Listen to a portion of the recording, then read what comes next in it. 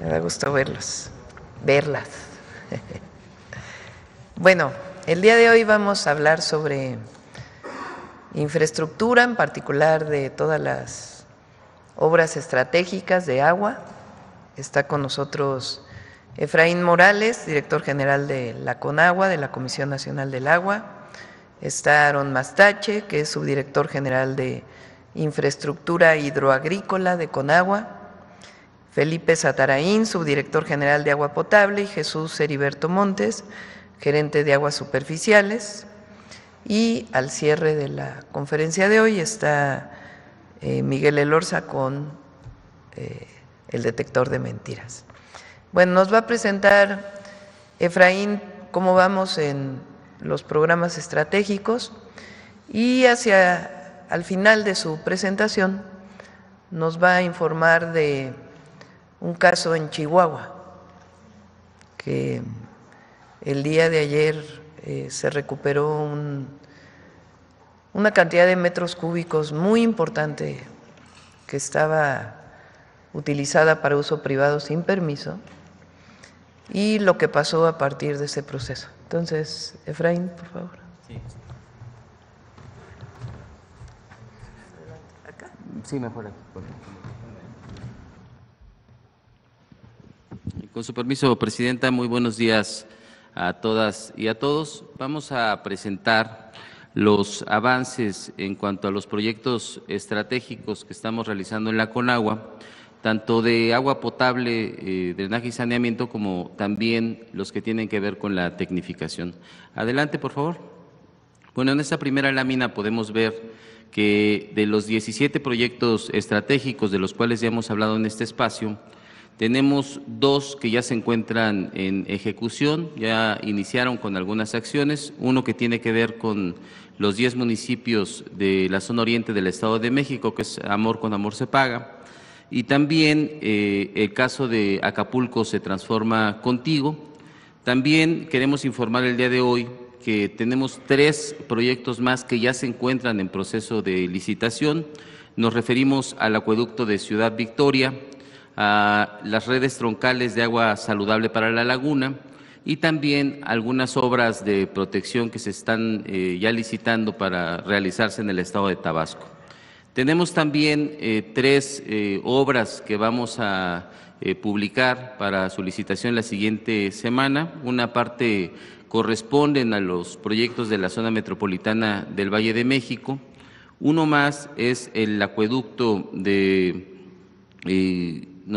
otro más es la presa del Tunal y otro más es el de agua para Colima.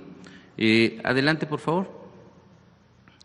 Bueno, aquí en cuanto al proyecto de Acapulco se transforma contigo, que contiene 9 acciones, hay una que ya se encuentra en ejecución, que es la construcción del cruce del acueducto Papagayo 2 sobre el río de la Sabana, y también el desasolve que se está llevando a cabo en el río de la Sabana y en canales pluviales de San Agustín y de la Bahía. Si podemos pasar, hay uno más que ya se encuentran en proceso de licitación, que es el reforzamiento de los bordos. Esto implica 7 kilómetros en los que se van a realizar obras de protección contra inundaciones. Adelante, por favor. Bueno, aquí podemos ver cómo ya se encuentra en desarrollo una obra que es muy importante para Acapulco, que es el cruce del río Papagayo 2 y el cruce de la Sabana. Recordar que derivado de las afectaciones del huracán John, esta afectación fue la que interrumpió el suministro de agua potable prácticamente durante un mes en el puerto de Acapulco. Lo que se está haciendo es profundizar la colocación del colector para que en caso de que haya una creciente del río no se lleve los tubos como ocurrió en esta ocasión. Es una obra de adaptación a las condiciones climáticas. Adelante, por favor. Bueno, aquí tenemos un video de los trabajos que se están realizando para el desasolve del río La Sabana. Como pueden ver, se tiene una gran cantidad de maquinaria en el sitio. Uno de los objetivos principales es realizar esos trabajos lo antes posible para que en caso de que haya un fenómeno natural, pues no se sufran afectaciones como ocurrió anteriormente. Siguiente lámina, por favor.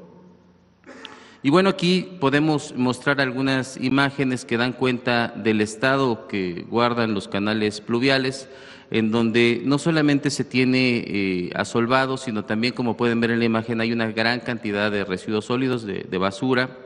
En la siguiente lámina lo que podemos observar es cómo se estuvieron realizando estos trabajos y al final es una muestra de cómo están quedando después de estos trabajos, después de esta intervención. Esta obra también es muy importante porque va a evitar inundaciones en la parte de la bahía de Acapulco. Adelante, por favor. Y bueno, aquí mostrar una obra que es muy importante, que es una obra también muy representativa. Estamos viendo el colector de Chalco. Como pueden ver, se trata de una intervención pues bastante amplia. Ya prácticamente se ha terminado la colocación del tubo. Se está trabajando en dos tramos. Un tramo que es a cielo abierto, que ya tenemos al 92%.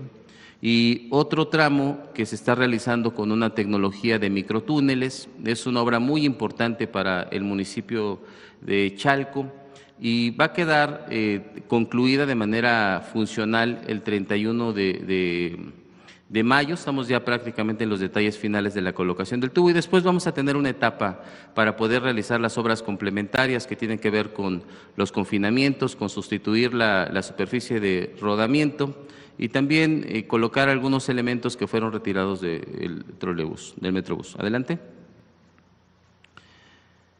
Otra obra muy significativa dentro de los 10 municipios del Estado de México es la que tiene que ver con la puesta en marcha de pozos en el municipio de Ecatepec. Como lo anunciamos en este espacio, el objetivo era la rehabilitación en 2025 de 24 pozos. Hoy podemos informar a ustedes que de estos ya tenemos 20 pozos en funcionamiento. Es un trabajo que hemos estado realizando de manera coordinada con el gobierno del estado y el municipio. Hay 4 pozos que encontramos en una condición de colapso y no se van a poder rehabilitar. Vamos a tardar un poco más en esta reubicación de estos pozos, pero estarán en funcionamiento en algunos meses. Y bueno, algunas imágenes de cuál es el estado en el que están quedando ya estos pozos rehabilitados. Adelante, por favor. En cuanto al resto de las acciones que se están llevando a cabo en estos 10 municipios del Estado de México, podemos decir que ya tenemos 12 acciones de las 101 que platicamos en este espacio en ejecución. Ya tenemos 12 acciones más en licitación. En este momento se están llevando a cabo los concursos y en unos días más vamos a iniciar. El resto se encuentran en la elaboración de los proyectos. Como pueden ver, es un proyecto en el que se ha avanzado con velocidad. Adelante, por favor. Y bueno, este es un elemento muy importante.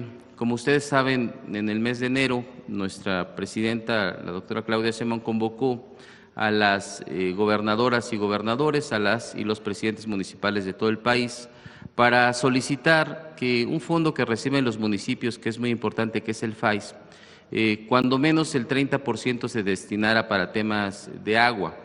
Hoy queremos informar el avance de estos proyectos. Hasta el momento hemos recibido en la Conagua ya 1,622 planes de los casi 2,400 de los que se compone el país. Queremos decirles que en la combinación de estos proyectos ya se tienen registrados en plataforma 5,848 millones que han solicitado los municipios para realizar proyectos de agua y esto implica la conciliación únicamente de 564 planes, por lo cual en los próximos días esta cifra se va a incrementar de una manera significativa. También señalar qué representa esta inversión, qué significa para la gente, qué significa para los municipios. Hasta el momento significan casi 6,000 acciones, 4,143 acciones de agua potable, drenaje y saneamiento con la que la gente de los municipios se va a ver beneficiada. Adelante, por favor. Y en el caso de la tecnificación de los distritos de riego, informar en este espacio que ya en el caso hemos iniciado ya con los procesos de contratación. El caso del pabellón Aguascalientes, el distrito 01, ya se encuentra en proceso de licitación. Tenemos 8 paquetes más que corresponden al Valle de Juárez, a Delicias, al estado de Morelos, a Tula, Alfajayucan, a Jacuba, que están en Hidalgo, y la región lagunera, que en estos próximos días, me refiero a las siguientes semanas, saldrán ya a proceso de licitación y en un mes más estaremos dando comienzo a esas obras. Hay otros proyectos que aún se encuentran en proceso de elaboración. El objetivo es que durante los siguientes meses de junio y julio iniciemos ya con estos procesos de licitación y en agosto estemos iniciando las obras. También decir que en muchos de ellos se va a dar hasta esa fecha porque en este momento todavía algunos se encuentran con cultivos en proceso. Adelante. Bueno, aquí algunas imágenes de los acuerdos a los que ya hemos llegado prácticamente con todos los distritos de riego. Recordar que este proyecto no solo implica la tecnificación del campo y que se incremente la producción, sino que también implica que se pueda, parte del agua que se ahorre en estos procesos productivos, sirva para destinarla al consumo humano. Entonces, es una labor que se ha hecho de la mano con los productores, ha sido todo mediante acuerdo.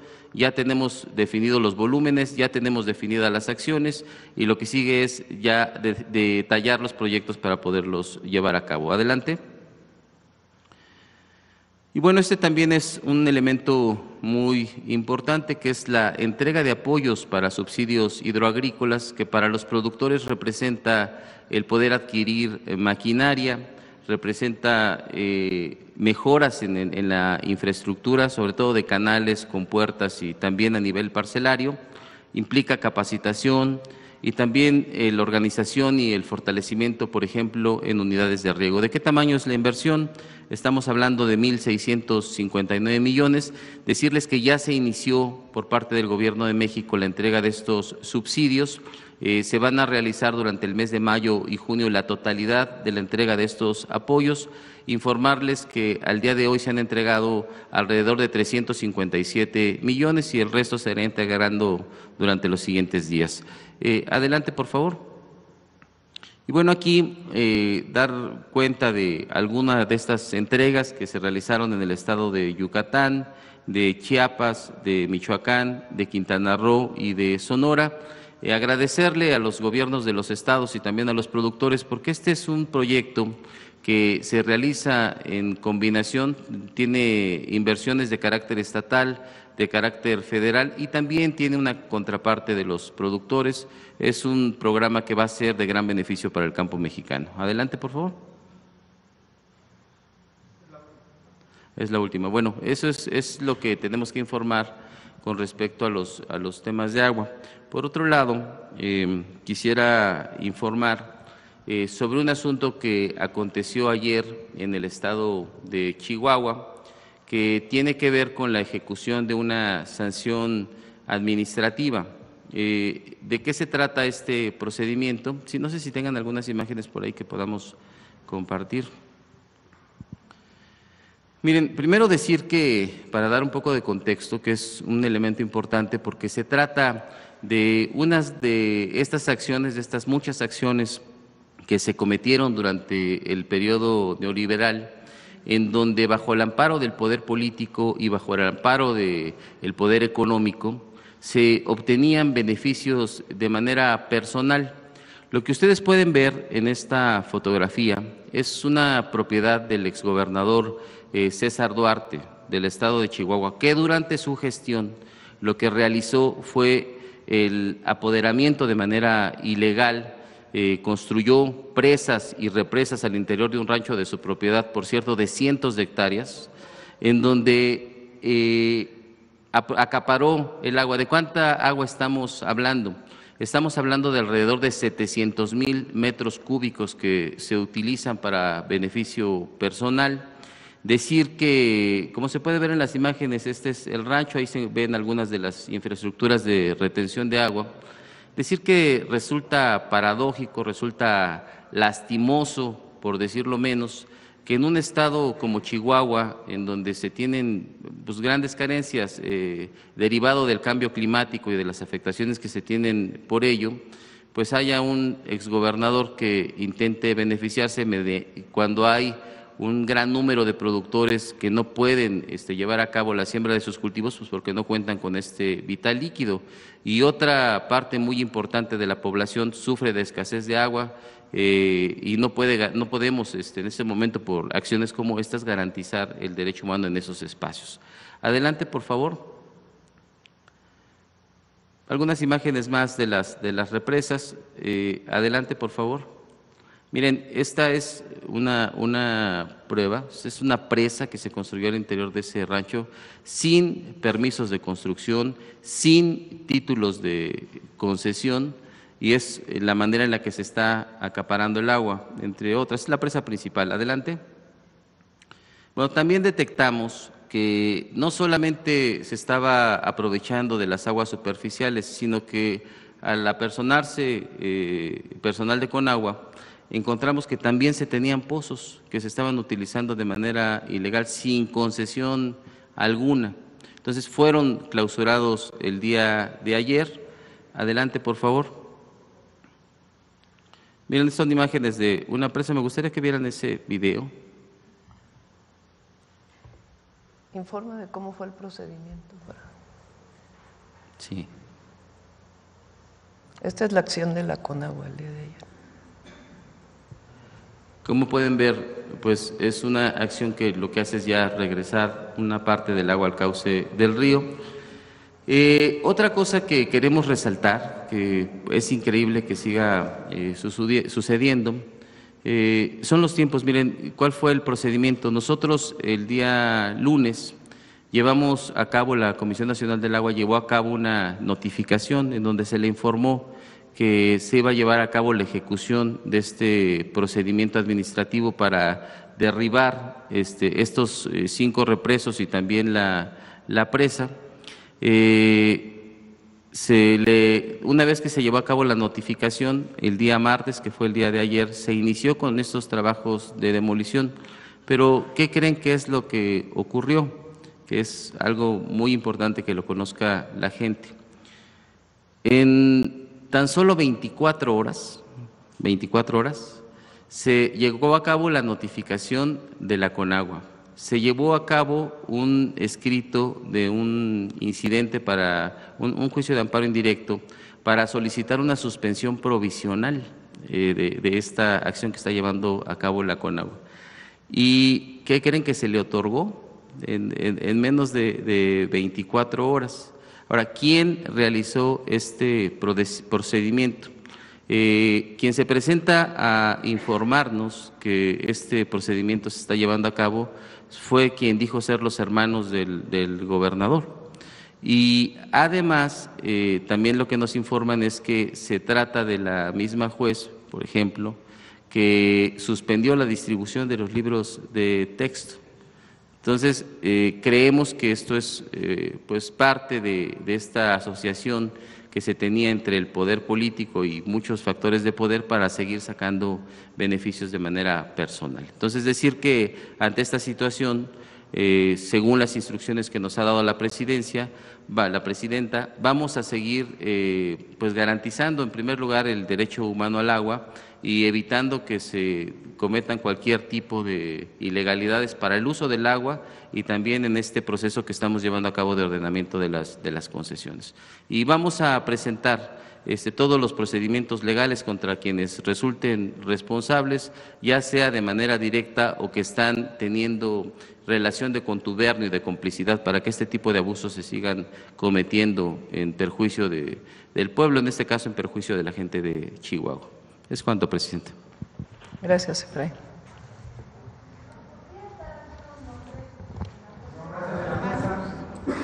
El nombre de la jueza. Y sobre todo detallar cuántas represas o qué es todo lo que encontraron en el rancho, por favor. ¿Quieres comentar cuántas represas había y cuántas? ¿Qué tiene costo estimado de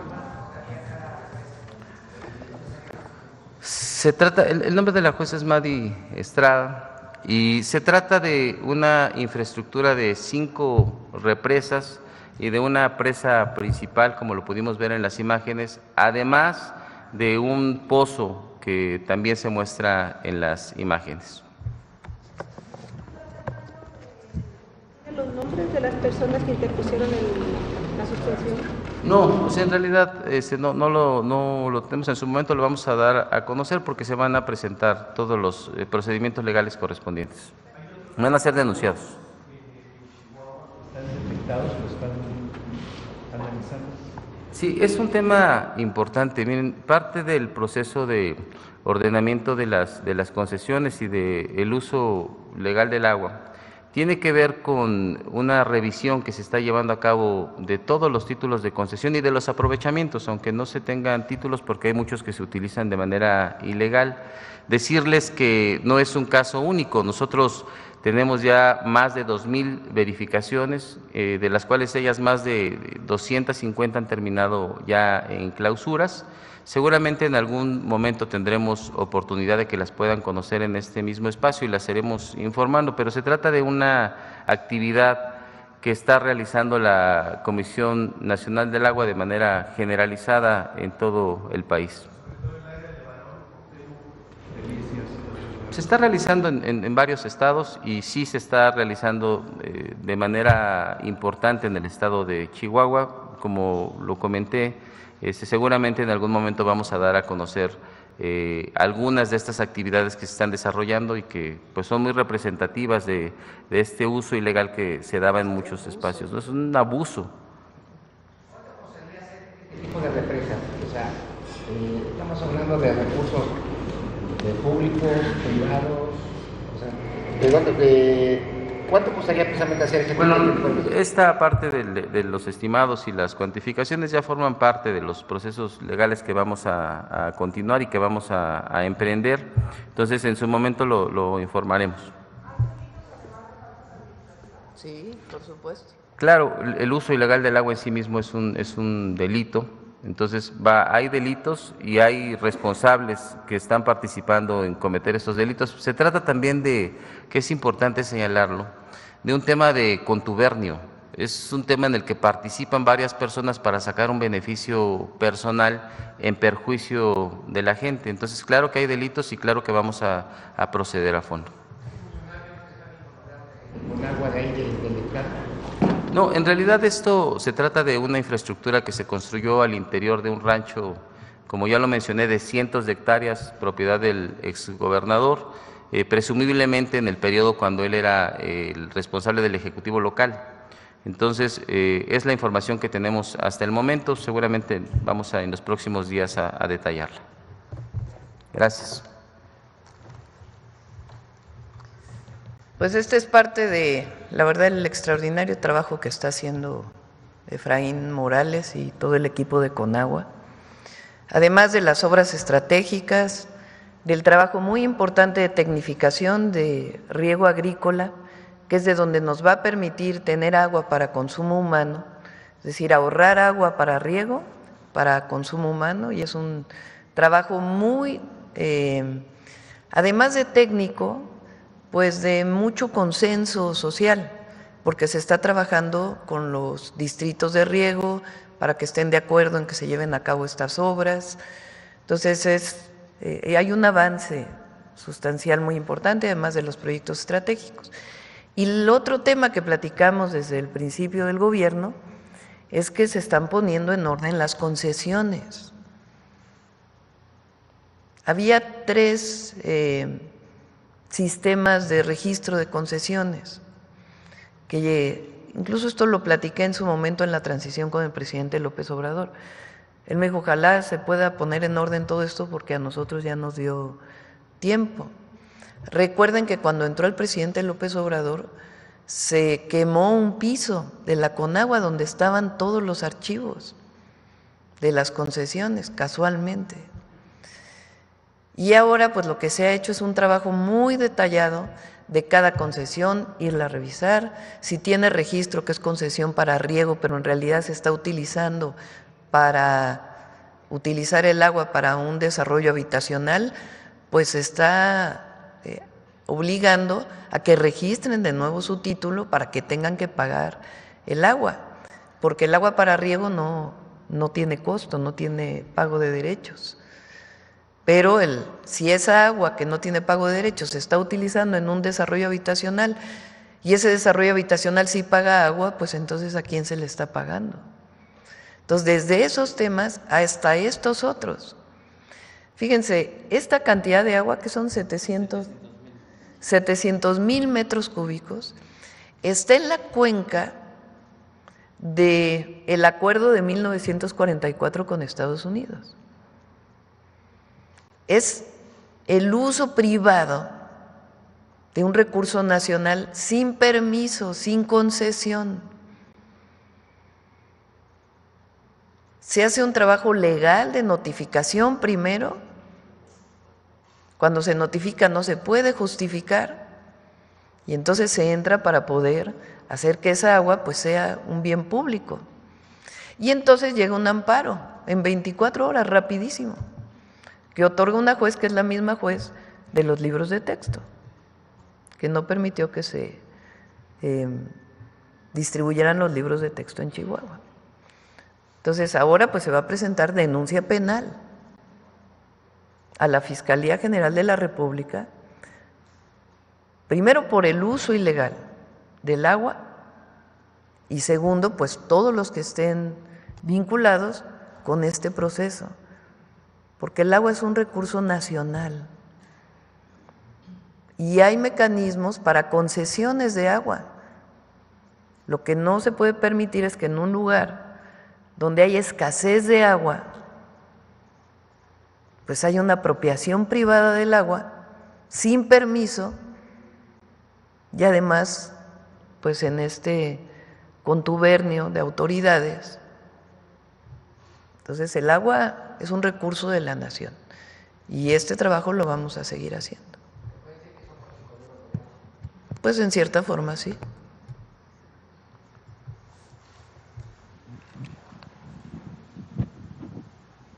Buenos días, Presidenta. Hans Salazar, de Noticiero en Redes. Estamos a unos días de la elección histórica del Poder Judicial. En este momento hoy podremos todavía hablar sobre este tema, preguntarle cuál es su sentir en estos momentos, a unos días de esta cita histórica, si hay preparado algún… Pues sí, la seguridad pues, de ese día, un dispositivo especial, ¿y dónde votaría usted? Sí, ahora vamos a aprovechar que es el último día, para hablar de las boletas.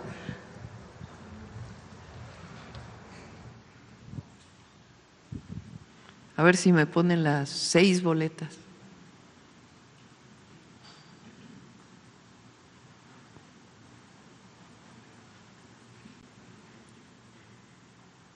Bueno, recuerden que son 6 boletas las que van a recibir el domingo. Y en aquellos lugares donde hay procesos locales, también de renovación del Poder Judicial en los estados, por ejemplo, en la Ciudad de México, hay un número de boletas que tienen que ver con los candidatos al Poder Judicial de la Ciudad de México. En el caso del Poder Judicial de la Federación, pues tenemos la boleta morada o lila, que es para ministras y ministros de la Suprema Corte de Justicia de la Nación. Entonces, aquí vienen los nombres de las mujeres que uno puede escoger. De este lado viene de qué comisión salieron. El número 1, por ejemplo, por razones obvias no ponemos los nombres porque para no pensar que estamos promoviendo a alguien. El número 1, pues dice Poder Ejecutivo, quiere decir que salió de la comisión del Poder Ejecutivo, de la comisión que hicimos para poder proponer nombres a partir de esta convocatoria amplia que se hizo en la presidencia. Poder Legislativo, los que se escogieron de la comisión de la Cámara de Diputados y la Cámara de Senadores. Poder Judicial, los que resultaron de la selección del Poder Judicial, y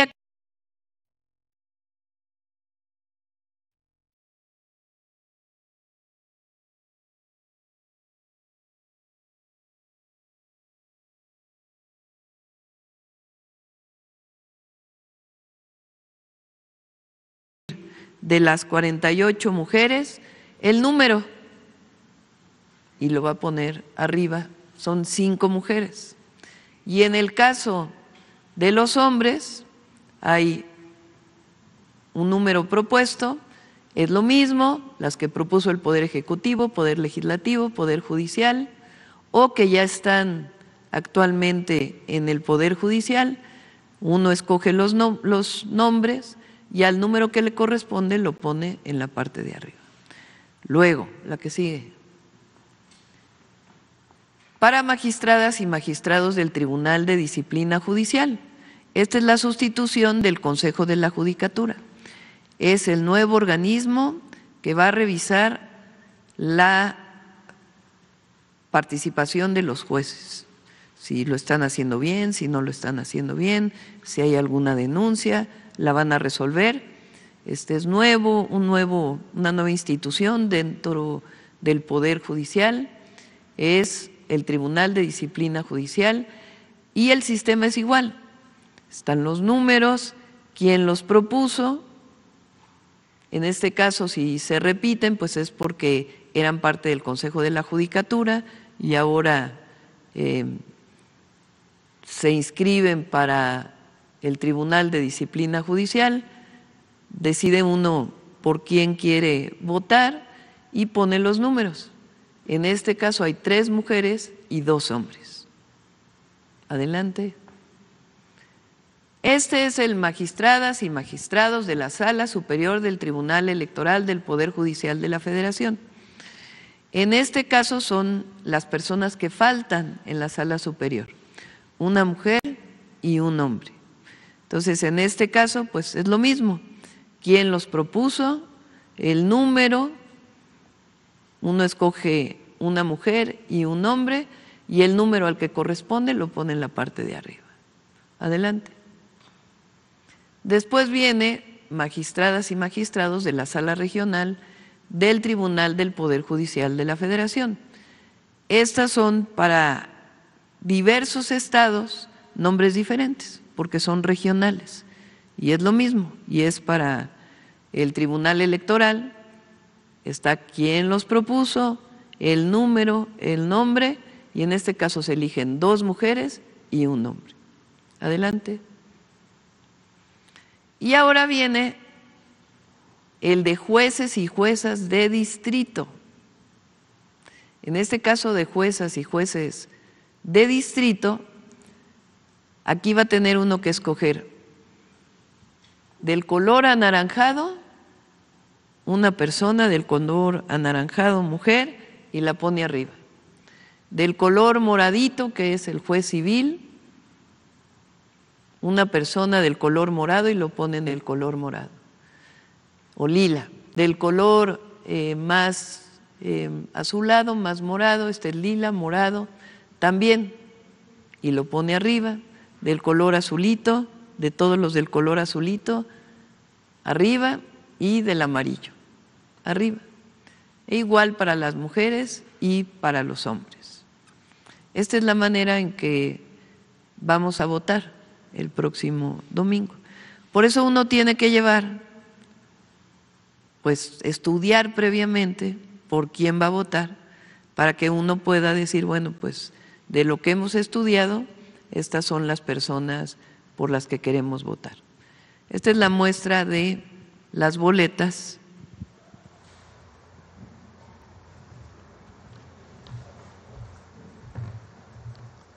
que vamos a tener el domingo. Entonces, voy a votar aquí en la calle de Moneda, que queda aquí saliendo, sí, enfrentito, por la entrada principal, por donde entra todas las personas a conocer o hacer un trámite, pero particularmente las personas que vienen a conocer las visitas guiadas que se hacen a Palacio Nacional.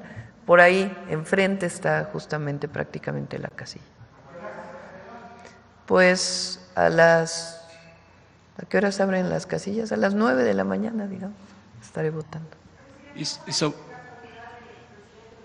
¿Participará en la elección? No tengo conocimiento. Es importante esto, no sé por sus hijos o por alguna persona que lo haya ido a visitar, que está muy bien, pero no he tenido comunicación con el presidente López Obrador. Entonces, no podría decirle si él va a votar o no va a votar. ¿Dispositivo especial, Presidenta, sobre el tema de seguridad para ese día?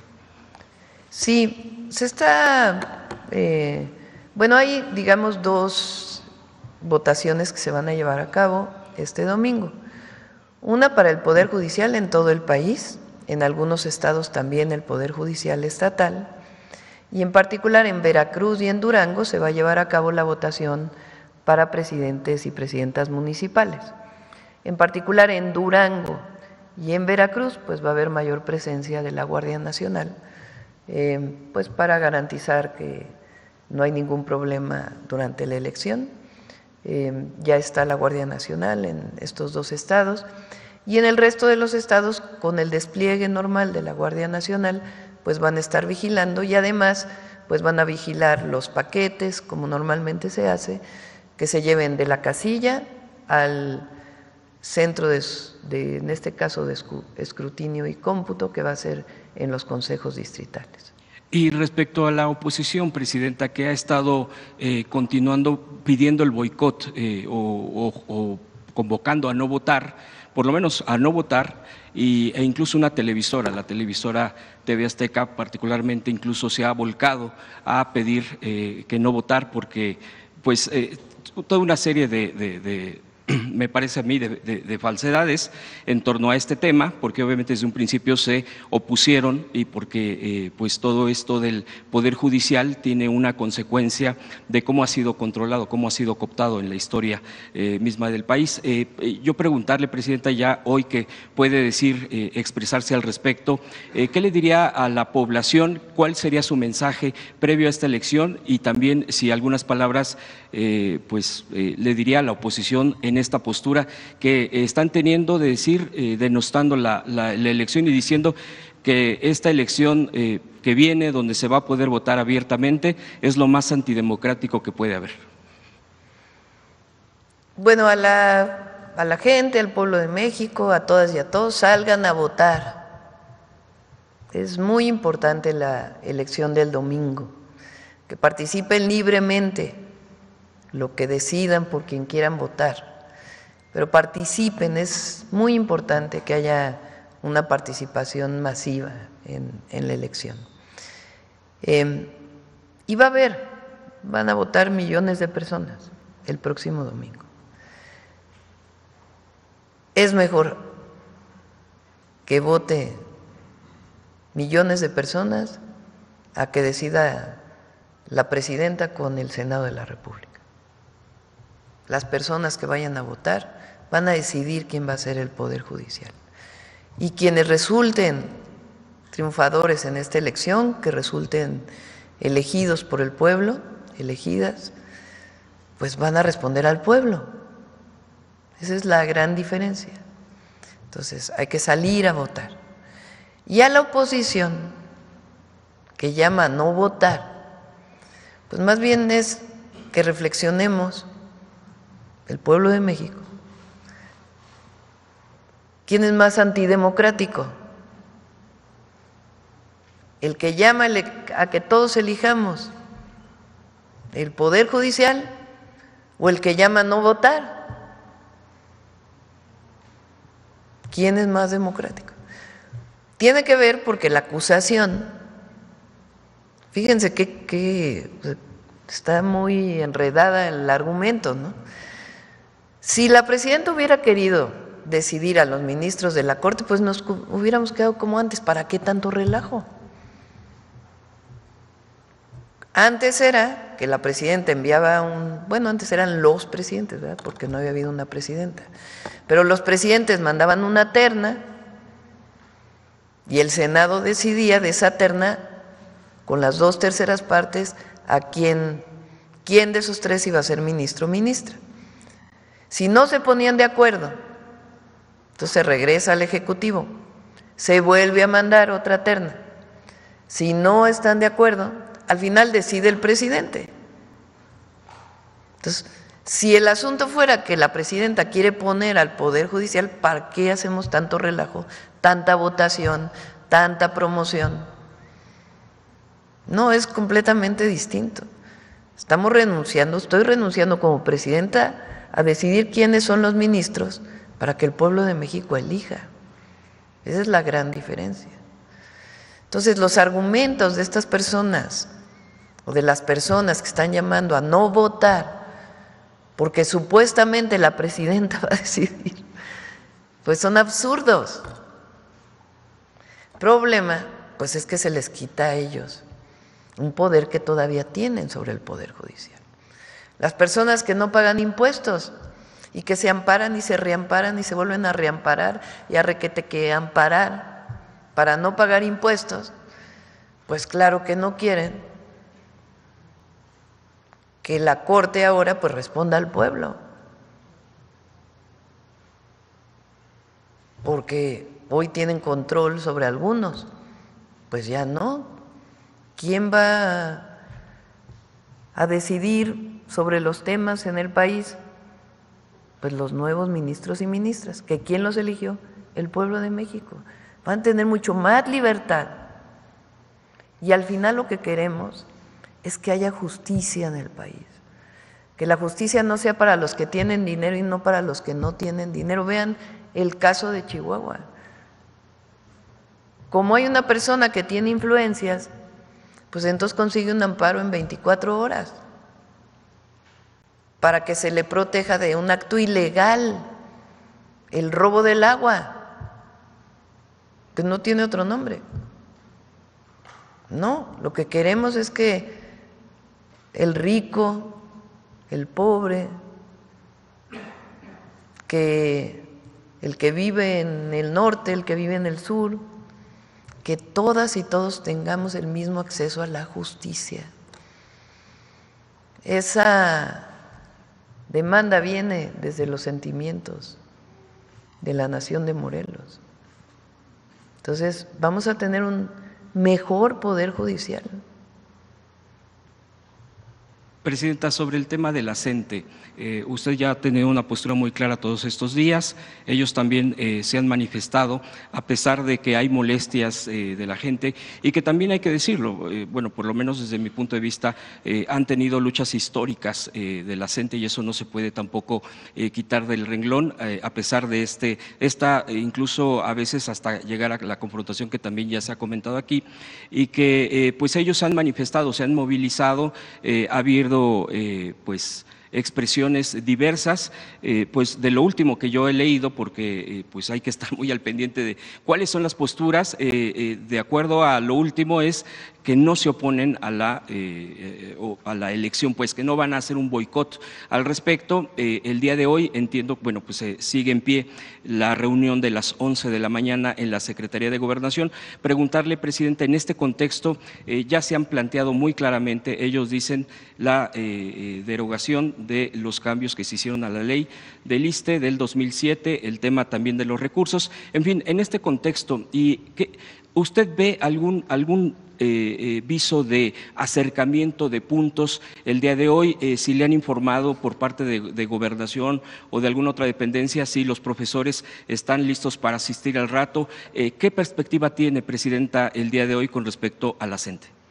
Lo que sabemos es que aceptaron la mesa y que hoy se van a presentar en la Secretaría de Gobernación y pues ahí se va a buscar un esquema pues bueno, primero diálogo, que es muy importante, y segundo, pues algunas medidas que pueden seguir ayudando a los maestros en la medida que el presupuesto público alcance. Entonces, vamos a esperar al día de hoy y esperemos pues que se haya una salida al plantón que tienen aquí en el Zócalo. Nosotros, como siempre lo hemos dicho, el diálogo está abierto y los acuerdos a los que yo me comprometí con todo el Magisterio Nacional y esta puerta de diálogo y algunas demandas que también hay en los estados que se están atendiendo. Entonces vamos a esperar al diálogo de hoy. Esperemos que ya sea un espacio de salida. Por último, Presidenta, la reunión que tuvo ayer con los padres de los 43 de Ayotzinapa, si nos puede platicar algo al respecto, que es al final de la reunión pues hubo incluso este tipo de declaraciones donde sí hay un reconocimiento al esfuerzo que está haciendo para encontrar a los jóvenes, digamos así tal cual, porque bueno, siempre hay este tipo de versiones, incluso algunas muy desafortunadas, pero decían también tiene una postura de que también debe de haber algún tipo de cambio en algún funcionario, concretamente el fiscal especial. ¿Qué nos podría comentar al respecto? Y le agradezco las respuestas. Fue una reunión desde mi punto de vista de acercamiento. Nosotros estamos buscando, digamos, nuevos métodos de investigación. No estamos buscando. A través de la Secretaría de Seguridad y Protección Ciudadana y de la propia Fiscalía, estamos buscando nuevos esquemas de investigación, o estamos desarrollando, mejor dicho, nuevos esquemas de investigación, que no quisiera dar mucho más información, pero que tienen que ver con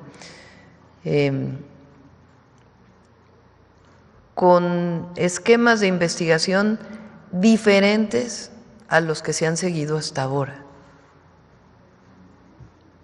Y hemos estado en contacto con los familiares, con las madres y los padres, para explicarles cuáles son. Y eso nos está dando mucho más información. Entonces, yo tengo la esperanza, porque certezas es a veces difícil poner la certeza, pero la esperanza de que esta nueva forma de investigación nos lleve a lo que queremos todos los mexicanos y mexicanas, porque en primer lugar los familiares, pero en segundo lugar el pueblo de México. Queremos verdad, justicia y encontrar a los jóvenes.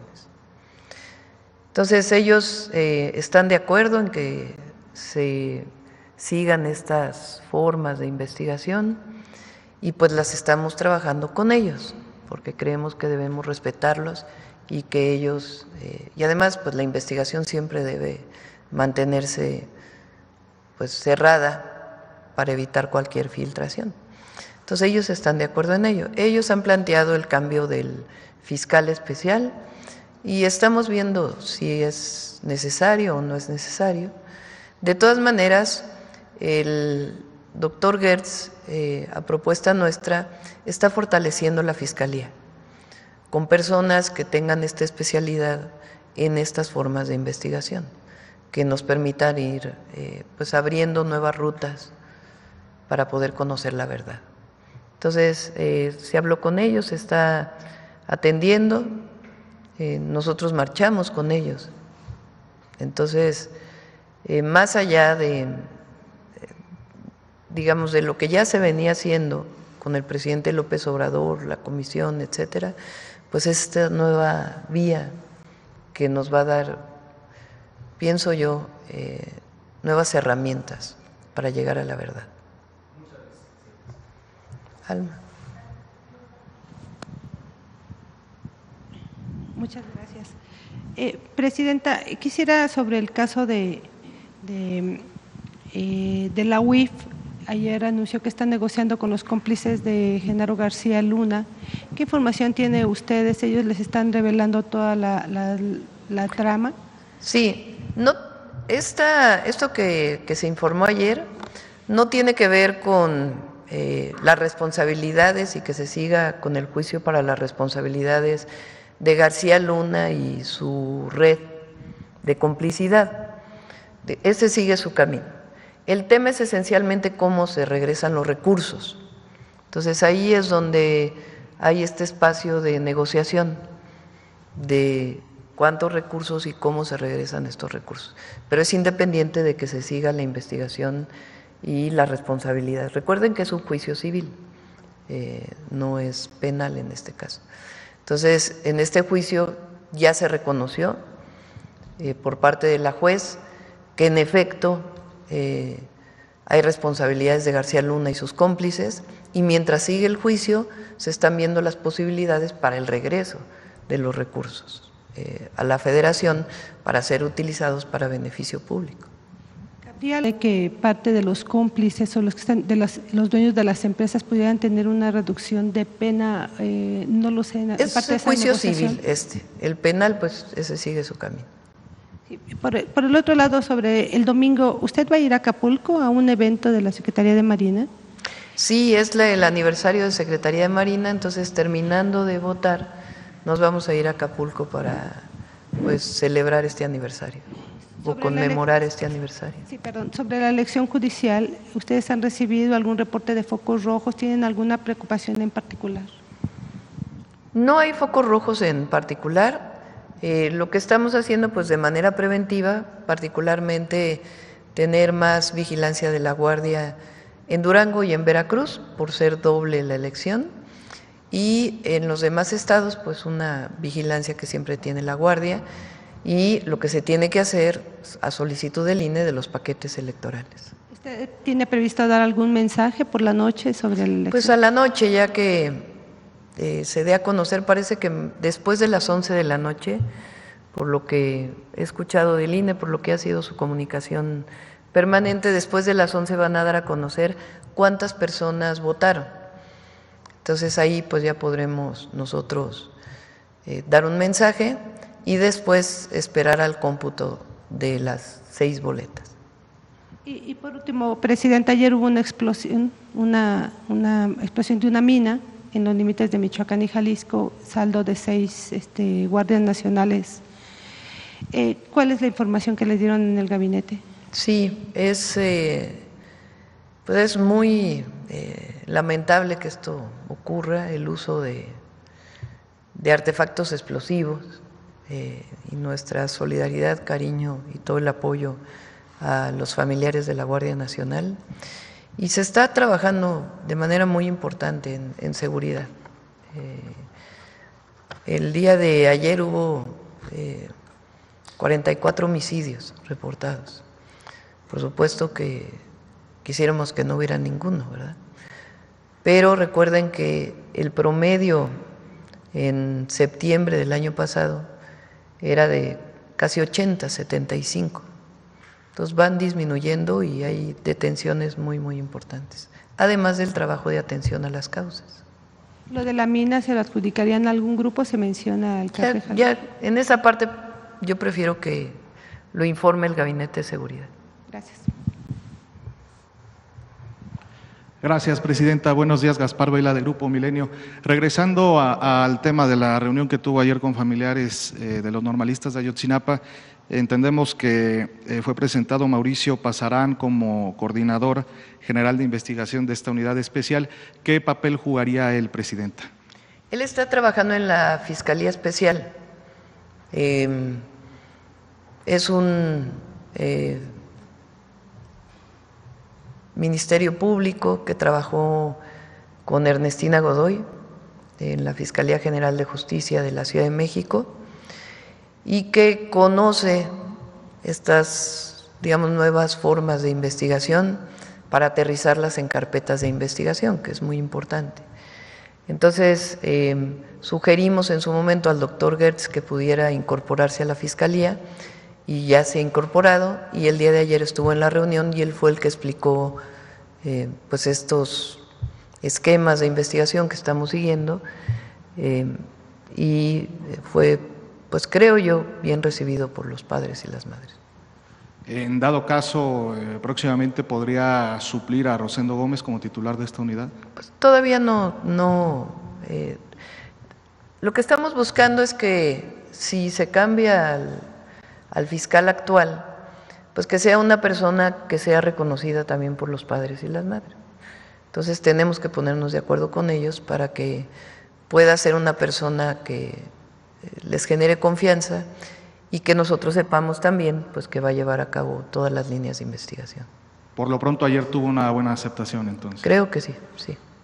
Por otro lado, Presidenta, preguntarle si ya recibió la invitación para asistir a la cumbre del Grupo de los 7 en Canadá y, de ser así, si está contemplando asistir. El día que hablé con el primer ministro de Canadá, que hablé para felicitarle, que no había tenido oportunidad de hacerlo, y que hablamos pues de varios temas, entre otros del tratado comercial y la relación con Estados Unidos, él me invitó a que asistiera al G7, que va a ser en Canadá. Todavía no tomo la decisión de si voy a asistir o no, pero es una posibilidad. Le agradecí la invitación. México no es parte del G7, nos estarían invitando, pues hacen esta invitación como invitados especiales, digamos, y pues estamos evaluando frente a lo que hay en el país, pues la posibilidad de asistir. ¿Podría reunirse allá en Canadá con el presidente de los Estados Unidos también en esta cumbre? Pues ya veríamos, si tomamos la decisión de asistir, ya le estaríamos informando. El próximo 2 de junio se cumple un año de su triunfo en las elecciones presidenciales. ¿Tiene previsto algún acto, alguna actividad para conmemorar esa fecha, Presidenta? Sí, pues como es un día después de la elección, pues no va a haber un evento especial. Vamos a esperar al 1 de septiembre. Recuerden que el 1 de septiembre es el informe, y luego el 1 de octubre, pues el aniversario ya del primer año de gobierno. Ya casi llegamos al 1 de octubre. Entonces yo creo que estaríamos haciendo un evento mucho más amplio, sea el 1 de septiembre o el 1 de octubre. Pero sí, ya un año de la elección. Finalmente, Presidenta, ayer su gobierno informaba… La mejor forma de celebrar el año de la elección es la elección al Poder Judicial, es lo mejor. Finalmente, Presidenta, ayer su gobierno informaba de esta reunión con la Coordinadora Nacional de Trabajadores de la Educación, que iba a presentar una nueva propuesta. ¿En qué consistiría esta nueva propuesta? Pues vamos a esperar a la reunión con los maestros de la CENTE.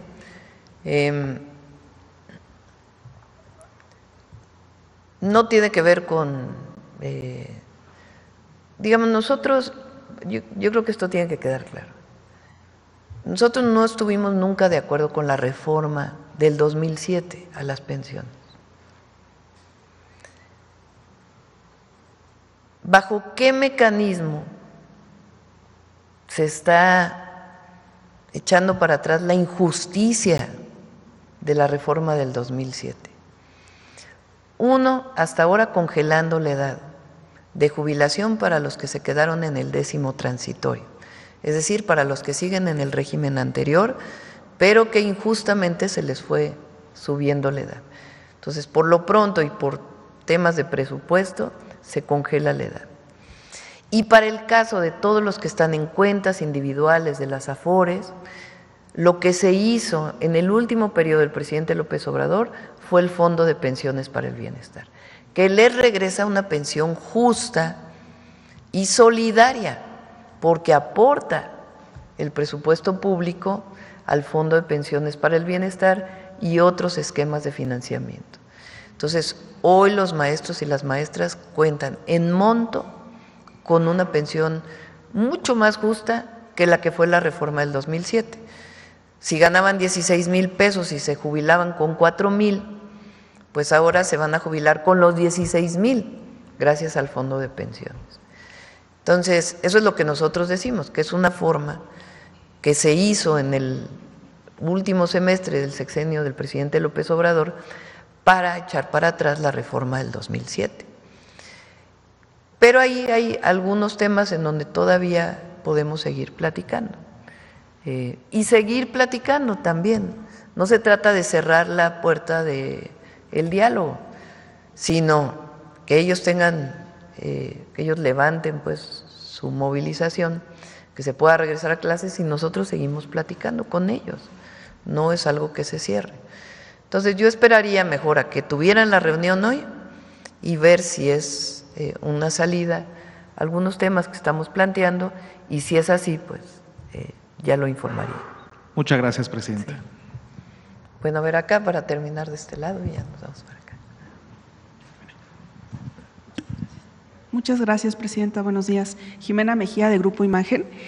Quiero consultarle los avances que hay en las mesas de trabajo con los colectivos de madres buscadoras para incluir sus propuestas en la Ley General en materia de desaparición. Esto porque ayer el coordinador de los diputados de Morena, Ricardo Monreal, anunció, o más bien se prevé, pues las 2 fechas del periodo extraordinario, que incluye 22 iniciativas y que también está propuesta esta. Sí, hay mucho avance ya. Si quieren, la próxima semana le pedimos a Rosa Isela y a Arturo Medina que nos vengan a informar cuáles son algunas de las modificaciones que plantearon los colectivos y que van a ser incorporadas. Okay. Consultarle sobre las investigaciones que presentaron ahorita de Conagua. ¿Hay registro de otros gobernadores que hayan aprovechado sus cargos para tomar agua para su uso personal y familiar? Se está revisando, no hay en particular de algún exgobernador. El caso de Chihuahua, pues es increíble, pues, con tanta escasez de agua y la apropiación privada. Entonces, a la hora de revisar, y también hay muchas denuncias de la ciudadanía, entonces la revisa Conagua, se hace el procedimiento administrativo y si están fuera de norma, pues se hace la recuperación. Ahora se notifica y las personas pues tienen la posibilidad de decir, bueno, sí, no estaba en regla, me pongo en regla. Pero en este caso no fue así. Gracias, presidenta.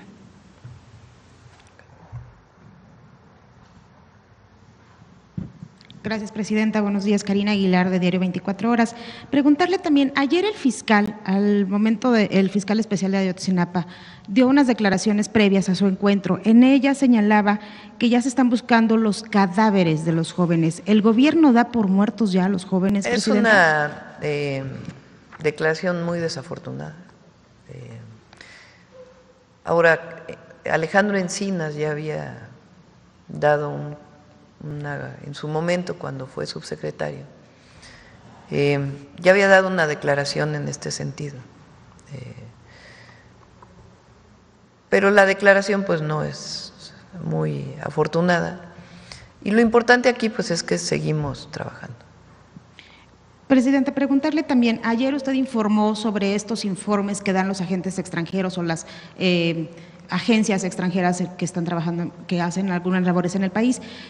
Dice que los informes se están dando bien legalmente. ¿Nos pudiera informar cuáles son las principales actividades que están haciendo en el país estos agentes extranjeros? Bueno, ellos informan en el marco de la ley, reuniones que tienen, actividades que se desarrollan y las informan todos a la Secretaría de Relaciones Exteriores en el marco de nuestras leyes. Pero les informan si van si hacen alguna vigilancia particular para hacia algún grupo criminal o hacia algunos personajes. Esa información se da, digamos, al más alto nivel, más que un informe escrito de una actividad de un agente de alguna agencia de los Estados Unidos. Si hay información que tiene alguna agencia de los Estados Unidos, el Departamento de Estado, mismo la Agencia de Aduanas y Migración de los Estados Unidos, que tenga que ver con alguna actividad delincuencial o incluso alguna solicitud de extradición, eso se ve al más alto nivel con la Secretaría de Seguridad y Protección Ciudadana o con el secretario de la Defensa, secretario de la Marina, a partir de esquemas de colaboración bien determinados. Entonces, esa es, digamos, la colaboración que se tiene en muchos casos de información e inteligencia. Entonces, Estados Unidos informa al gobierno de México de información que tiene de algún grupo delincuencial, el gobierno de México lo checa, se trabaja con la Fiscalía General de la República y se procede en todo caso a alguna operación para alguna detención. Pero son mecanismos establecidos que no tienen que ver, digamos, con… los agentes lo que hacen es reportar, pues me reuní, hice, realicé, en un protocolo que está perfectamente determinado de cómo debe ser esa información. Gracias. Conagua nos pudiera informar de la revisión que están haciendo, cuántos litigios se tienen en este momento en contra de particulares que tienen pues agua a su disposición y también si de los que se han recuperado, cuántos metros cúbicos ya se han recuperado, por favor.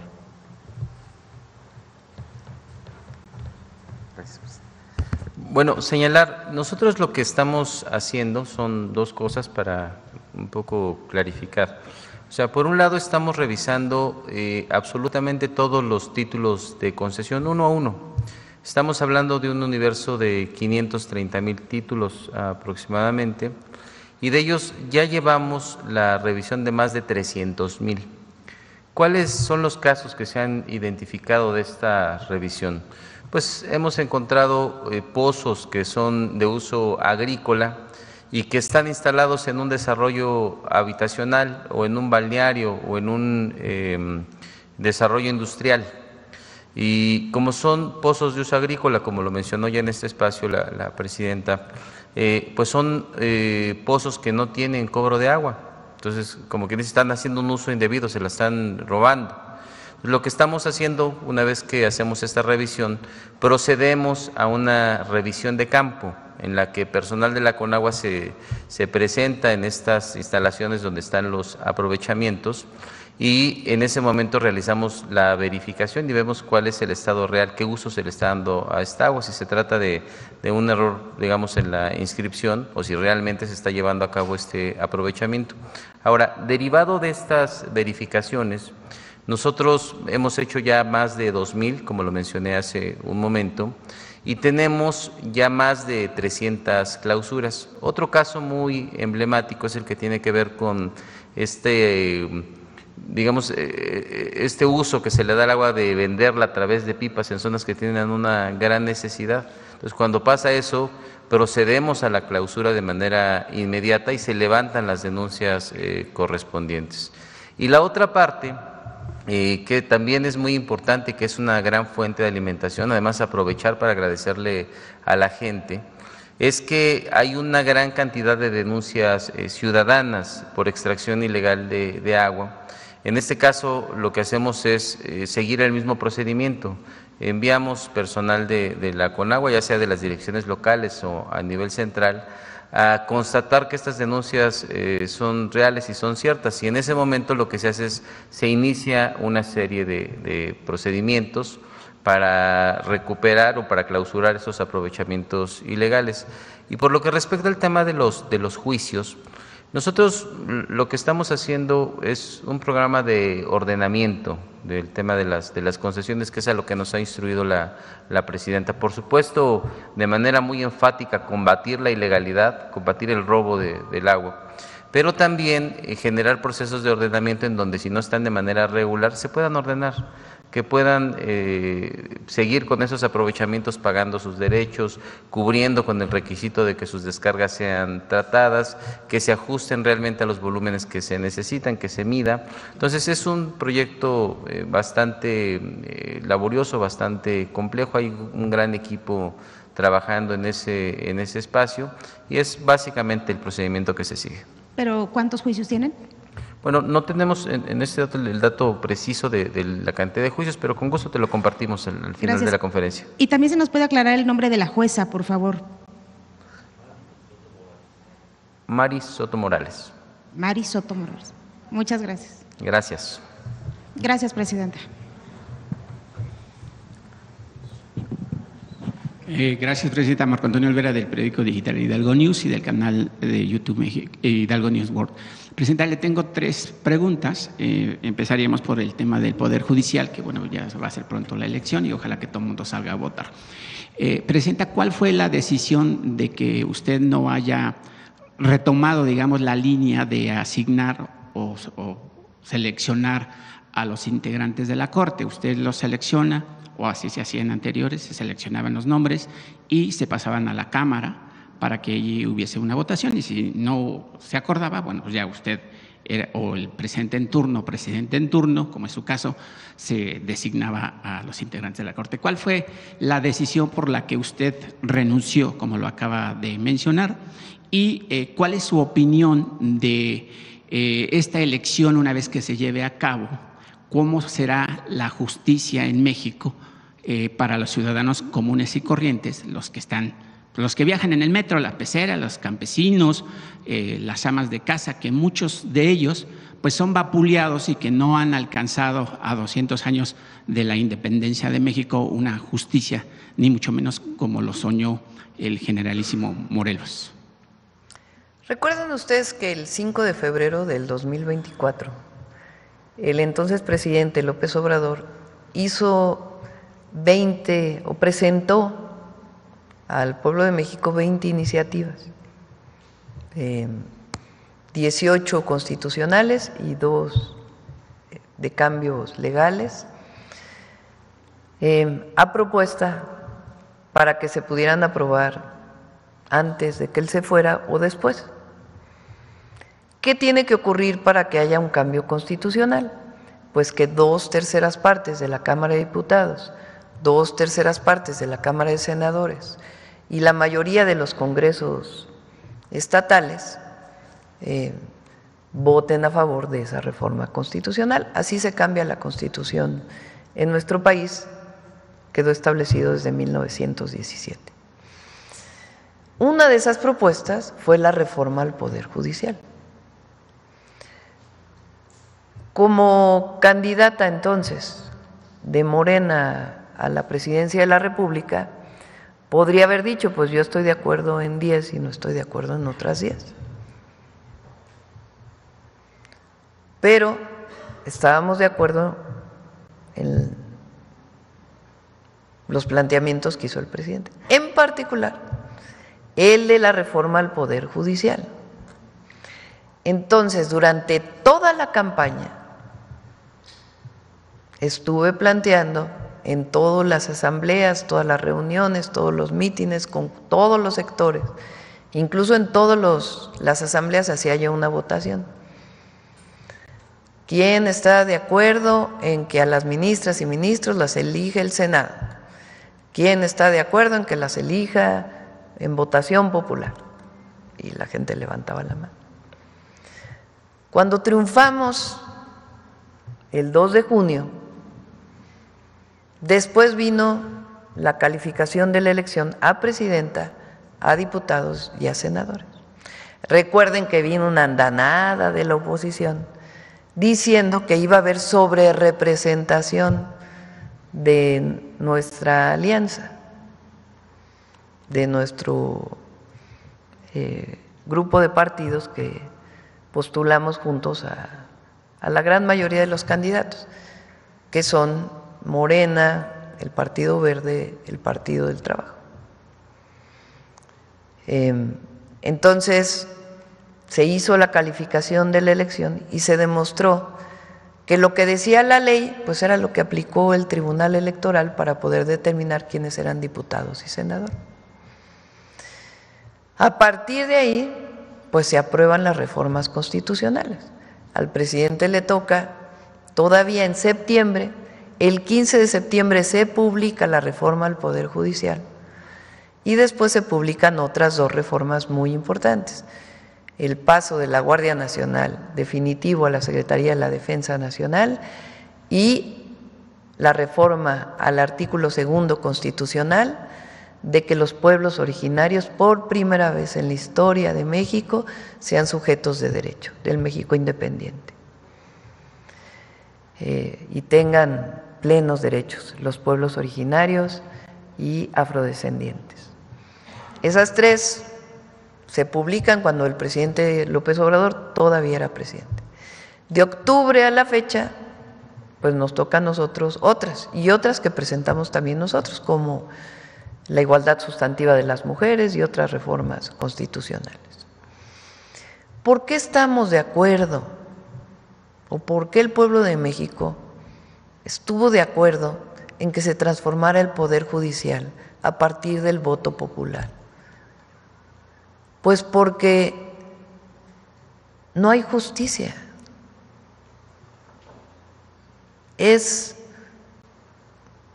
Son muy pocos los casos de acceso a la justicia. Y la Corte en particular, en los últimos años, pues no solamente no hizo nada frente a amparos de delincuentes de la delincuencia organizada que obtuvieron amparos o que se les daban amparos y amparos y amparos, tampoco hizo nada frente o fue cómplice, algunos de los ministros, de, por ejemplo, la liberación de las cuentas de la esposa de García Luna,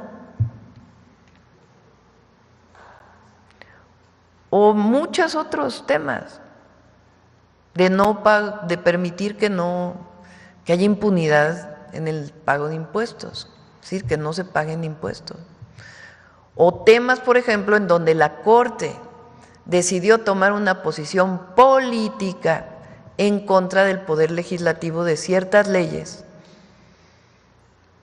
que por encima de sus funciones evitaron que entraran en función ciertas leyes, como el caso de la eléctrica. Todo eso, más aparte el reconocimiento de la propia presidenta de la Corte, de que en realidad no había carrera judicial, sino que hay puro nepotismo,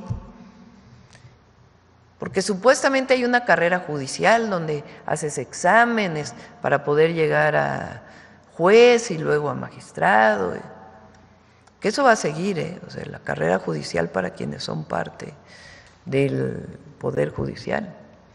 Pero ya la decisión definitiva de quién es juez o quién es magistrado, quién es ministro, pues es del pueblo de México. Entonces, ¿cuál carrera judicial? Si es puro dedazo de amigos, primos, hermanos, si no, ¿cómo se explica que la mitad del Poder Judicial sean amigos, primos, hermanos de los ministros, de los magistrados, de un estado, de otro estado? Entonces, la decisión de renunciar, porque es eso, porque yo podría haber dicho, no, sí soy candidata de Morena, pero no estoy de acuerdo con la reforma al Poder Judicial. O al final, cuando ya ganara, hubiera dicho, no, pues fíjense que no se van a elegir todos y yo le pido al Congreso. Pues no, primero no traicionamos lo que hablamos con el pueblo. Y segundo, le va a hacer muy bien al país. Se va a refrescar el Poder Judicial. Y además viene una segunda reforma, reforma a las leyes, porque la reforma al Poder Judicial dice que hay casos que se tienen que resolver más rápido. ¿Cuántos casos no hay de una denuncia que se pone y tarda 10 años en resolverse? Miles. Prácticamente todos. No hay justicia expedita. Entonces, la reforma al Poder Judicial no solo es la elección, sino que también plantea la modificación de leyes para que se resuelva más rápido y que no haya estos esquemas de amparo sobre el amparo, sobre el amparo, sobre el amparo, sobre el amparo, sobre el amparo, guardando evidentemente el derecho de amparo de las personas. Entonces, toda esa segunda parte viene después de la reforma al Poder Judicial para que el nuevo Poder Judicial pues pueda cumplir no solamente con resolver de manera más justa los casos estudiados y sin que influya el poder del dinero, sino que además los procedimientos se van a hacer más expeditos. Es quizá, bueno, es una de las reformas más profundas de la Cuarta Transformación. La segunda pregunta, gracias, Presidenta. Ahorita que está el director de la CONAGUA, hace 30 de abril, le cuestioné sobre el tema específico del municipio de San Agustín Tlaxiaca. Usted nos dijo que iba a revisar el tema. Yo quisiera saber cuál es el avance, porque la semana pasada el alcalde David Medina tuvo un confrontamiento con los pobladores, utilizando la fuerza pública municipal, pues como la ley del garrote, golpeando a personas adultas mayores, mujeres, porque esta población lo único que está pidiendo es que su agua la administre, la distribuya y la cobre dentro de, obviamente, la alcaldía de San Agustín Tlaxiaca. En ese sentido, pues hasta la policía estatal pues amedrentó a la gente que participó en esa manifestación. La presidenta no utiliza la ley del garrote y la prueba es que obviamente pues los maestros se están manifestando y nadie los molesta.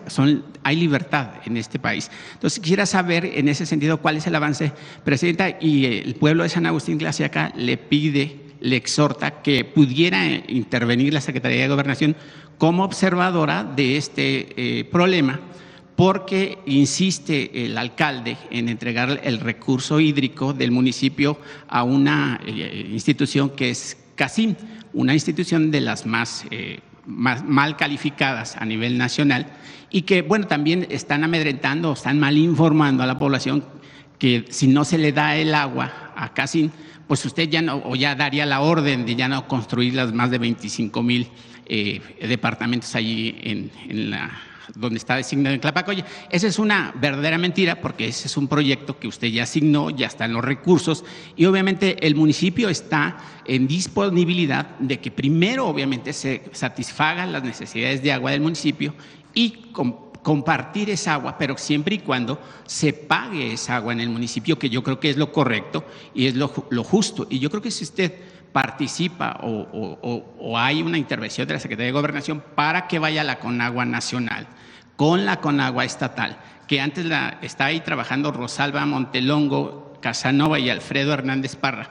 Pues hoy, presidenta, si ustedes intervienen o observan, pues esas personas tienen empresas constructoras, tienen departamentos, tienen carros, y es con un sueldo de 30,000 o 25,000 pesos al mes, no pueden tener… ¿Ellos en dónde trabajan? ¿Quiénes son? Es Rosalba Montelongo, Casanova. ¿Pero en dónde? En Conagua Estatal. Entonces, es muy importante que verifiquen ahí el tema de Conagua Estatal, porque la verdad, presidenta, es que si usted o la gente que participa con usted dentro del gobierno, pues sería una justicia social para el municipio. Gracias, presidenta. En ese caso en particular, o sea, hay que recordar que una parte muy, digamos, el artículo 100 constitucional, lo que establece es que la operación de todo lo que tiene que ver con agua potable, drenaje y saneamiento es una responsabilidad municipal. En algunos casos, en algunas entidades, mediante convenios que se realizaron entre los municipios y las propias entidades federativas, se crearon organismos operadores que dan servicio a más de un municipio, digamos, administran una serie de municipios. En este caso, derivado de la reunión anterior, lo que nosotros pedimos es que se revisara a nombre de quién se encuentran los títulos de concesión y cuál es todo el antecedente legal que se tiene al respecto. Ya la dirección local tiene instrucciones para que una vez que se termine esta revisión se pueda convocar a las partes para intentar establecer un acuerdo, pero estamos revisando todo el antecedente y esto se va a atender durante los siguientes días. ¿Y cómo van a resolver ese tema? Porque ya es un levantamiento social en el que si hay golpes por parte de la policía municipal con personas adultas mayores, mujeres, pues eso es urgente porque no podemos aplazarlo y digo, yo lo entiendo que hay cientos de casos y obviamente no van a estar específicamente con San Agustín Tlaxiaca, pero sí es muy importante y yo vuelvo a reiterar, la gente de San Agustín Tlaxiaca trabaja, la gente de San Agustín Tlaxiaca es honesta, pero no va a permitir que se lleven sus recursos y que no dejen dividendos para el municipio. Porque es como le dije la anterior ocasión a la presidenta, es como si México le permitiera a países de Europa extraer petróleo, pagamos la electricidad, pagamos el personal, se llevan el petróleo y nosotros pagamos todos los enseres o los gastos que se te generen. Eso es imposible. Pues sí, no. O sea, hay que decir que pues todos somos mexicanos y que el agua pues se trata de un bien público de carácter nacional. Y en todo caso, estos temas que tienen que ver con administración y con cuestiones legales, pues requieren de un conocimiento exacto y previo de en qué circunstancias se encuentran exactamente. Es en lo que estamos trabajando, lo vamos a atender. Ahorita si quieres al final te pedimos tu número telefónico y te informamos con precisión Sí. en qué va y cuál es la circunstancia en la que se encuentra, pero se está atendiendo y se va a atender. Sí, yo preferiría que fueran los pobladores, la gente que está haciendo la defensa del agua, porque además ya han sido amenazados y dicen que ya les van a levantar una carpeta de investigación. Pues ya sabe que la justicia y el Poder Judicial se caracteriza por crear carpetas falsas. Y ahí nada más, si me permite, director, Juan Hernández, Froilán Hernández, Rocío Gutiérrez, Miriam Blanco, Salvador Osorio y Edgar Ponce, pues son las personas que están en la Defensoría del Agua. No están negados a compartir el agua, como usted bien dice, nos pertenece a todos los mexicanos, ¿no? Y además el plan hídrico de la presidenta pues es transeccional y yo considero que debería de tener una transparencia, una objetividad, pero sobre todo una justicia social. Y en ese sentido, pues estas personas mencionadas pues ya han sido amenazadas y dice que les van a levantar una carpeta de investigación, obviamente falsa, y a mí de ribete por venir a exponer el tema, ¿no? Pero pues ojalá que esto tenga un buen final y por supuesto siempre, insisto, en una justicia social que además es lo que caracteriza a la presidenta. Con mucho gusto, ahorita al final nos ponemos de acuerdo y los atendemos de manera personal. Muchas gracias. Presidente, ya para terminar… Lo importante aquí es que, primero, que no haya represión, obviamente. Segundo, que el objetivo es que haya agua. Exacto. Que el agua le llegue a las personas.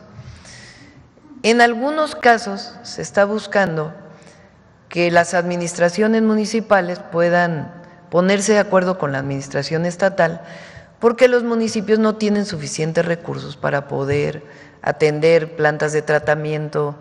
Hay muchas plantas de tratamiento, por ejemplo, en el país, que están en manos de los municipios, pero no tienen los recursos ni para pagar la electricidad. Entonces, nosotros necesitamos generar un esquema administrativo en donde haya los recursos suficientes para que todo funcione. Pero en este caso, pues lo que hay que dar es información y que no haya represión. Entonces ya le pedimos a Efraín y que también revise a los compañeros que están a cargo de la CONAGUA en el Estado para que pueda revisarse adecuadamente todo. Sí, gracias, presidenta. Y por último, no hay ningún movimiento en el mundo sin que tenga recursos, ya sea un movimiento social, cultural, artístico, político o de grupos fácticos. En ese sentido, presidenta, a mí me llega una carta de no voy a leer la carta porque obviamente es mucho tiempo, del profesor Oscar Pech, que lleva 38 años como maestro, desde primaria, secundaria, preparatoria y universidad. Él dice, como integrante maestro al interior de este gremio que enseña a los alumnos, que bueno, el movimiento de la CENTE pues participan maestros de Chiapas, Oaxaca, Guerrero y ahora Zacatecas. Zacatecas es muy curioso, dice Pech, porque pues ahí hay pues, una mano meciendo la cuna, pues nada más y nada menos que es Ricardo Monreal, que con mecanismos económicos pues financia para que esto siga un golpeteo hacia su gobierno. Yo creo que no supera, ¿no? En ese sentido, presidenta, pues usted le dio el 9% de aumento salarial a los maestros. Nunca antes visto. Lo que pasó en Zacatecas, porque todo en su justo término, ¿no? Porque todo lo que pasa en Zacatecas, pues, ahora parece que es Ricardo Monreal. Zacatecas, ¿qué pasó? Por primera vez ganó la CENTE, la sección. O sea, recuerden que el CENTE es el Sindicato Nacional de Trabajadores de la Educación. Ayer lo explicaba, o antier, la coordinadora surge como un movimiento que busca la democratización. En aquellas épocas con Conquitud Barrios y luego con quien lo sucedió, el Bester Gordillo. Y la coordinadora buscó siempre la democratización de su sindicato, que ellos pudieran elegir a sus secciones sindicales en los distintos estados. Entonces, con la reforma que se hizo laboral, pues ahora es mucho más democrático la elección en las secciones. En Zacatecas, bueno, ahí se crea la coordinadora y la coordinadora pues tiene presencia o ha ganado las representaciones sindicales de a los estados. O sea, el CENTE se divide por secciones, que son las estatales. Y esas secciones, como la 22, por ejemplo, es de Oaxaca, y ahí la coordinadora, la CENTE, pues tiene más presencia que el CENTE, o aunque todos son parte del CENTE, que es el Sindicato Nacional. Entonces, por primera vez en Zacatecas ganó la CENTE, la sección sindical, entre otras, pues por esta apertura en la elección de las secciones. Entonces, por eso hoy Zacatecas, pues la mitad de Zacatecas, poco menos de la mitad de las escuelas están en paro y están participando. Ya los temas más políticos y eso, pues es otra cosa, pero sí hay que explicar, pues, cuál es la razón, ¿verdad? Chiapas también tiene la coordinadora. Por ejemplo, Michoacán también la coordinadora tiene mucha presencia, pero ellos decidieron no irse a paro. Entonces también depende de cada uno de los estados de la República. ¿Y cuál sería? Ya lo dijo hace rato, pero ahí también, pues ahí está participando la gente del PAN, el Movimiento Ciudadano, pues para presentar al exterior, al interior del país, pues que tenemos un país sin rumbo, sin gobernabilidad. ¿Por qué buscan siempre una desestabilidad en el país, Presidenta? ¿Cuál sería el llamado a la oposición para no manipular, porque ya son adultos los profesores, pero cuál sería el llamado a la oposición, pues para que caminemos juntos en este país? Yo siempre lo he reiterado y lo voy a sostener, pues que aquí vivimos todos y estamos en el mismo barco, con diferentes ideales y diferentes pensamientos. Qué bueno que haya democracia en México y que haya oposición. Y tienen derecho, la oposición, a manifestar sus puntos de vista. Ellos tienen derecho a llamar a no votar. México es un país libre, democrático. El asunto es que decide el pueblo, ¿verdad? Entonces, la mayoría del pueblo de México está de acuerdo con el movimiento que nosotros representamos, que es el de la Cuarta Transformación. Pues tan es así que hace un año prácticamente el 60% le dio el voto a Morena para la presidencia de la República o a nuestra coalición. Ellos están en contra de que haya programas de bienestar. Es más, votaron en contra de que estuvieran en la Constitución. Pues tienen derecho a votar en contra y estar en contra de ello. El asunto es qué dice el pueblo de México frente a esa posición. Entonces, ellos tienen derecho. Lo que nosotros decimos es que siempre hay que ser responsables. Eso es todo. En lo que se dice, porque a veces se acusa sin fundamentos. Igual que los medios, los reporteros, las reporteras tienen que ser responsables desde mi punto de vista en la información que dan, pues igual también la oposición tiene que ser responsable en cómo actúa. Pues nosotros no les vamos a pedir que piensen diferente, pues no. Lo que nosotros hacemos es trabajar todos los días para que el proyecto que representamos pues tenga el apoyo popular que tiene. Y eso lo único es hablando todos los días, informando todos los días, hablando de lo que era el México de antes, porque los jóvenes a veces no lo conocen, y no traicionando lo que somos y lo que siempre hemos sido. Gracias, Presidenta. Buenos días. Bueno, vamos a ver si nos da tiempo de dos más, porque todavía viene el detector de mentiras. Gracias, Presidenta. Buenos días. Karina Vargas, de Reporte Índigo. Presidenta, aprovechando que se mencionó y que está el titular de la CONAGUA, preguntarle cómo ha avanzado la entrega de agua a Estados Unidos tras la ratificación hace un mes del Tratado de Aguas. ¿Ya se ha avanzado con la entrega del recurso pendiente? Se sigue avanzando, o sea, lo que se comprometió se sigue avanzando. Y como saben, Coahuila, Chihuahua, pues son de los estados, digamos, los estados ni siquiera Nuevo León ni Tamaulipas ahora, ahí ha llovido más. Bueno, Coahuila creo que llovió ayer. Pero los estados con mayor sequía son Coahuila, Chihuahua, Sonora, incluso Sinaloa tiene problemas, Durango tiene problemas de sequía. En ese marco, pues nosotros, y en el marco del Tratado de 1944, pues se hicieron una serie de acuerdos para la entrega de agua y va avanzando. Pero situaciones como esta, como la que se presenta hoy en Chihuahua, Pues lo que uno dice es cómo frente a una situación de sequía, de escasez, de estrés hídrico, hay personas que sí tienen agua todos los días,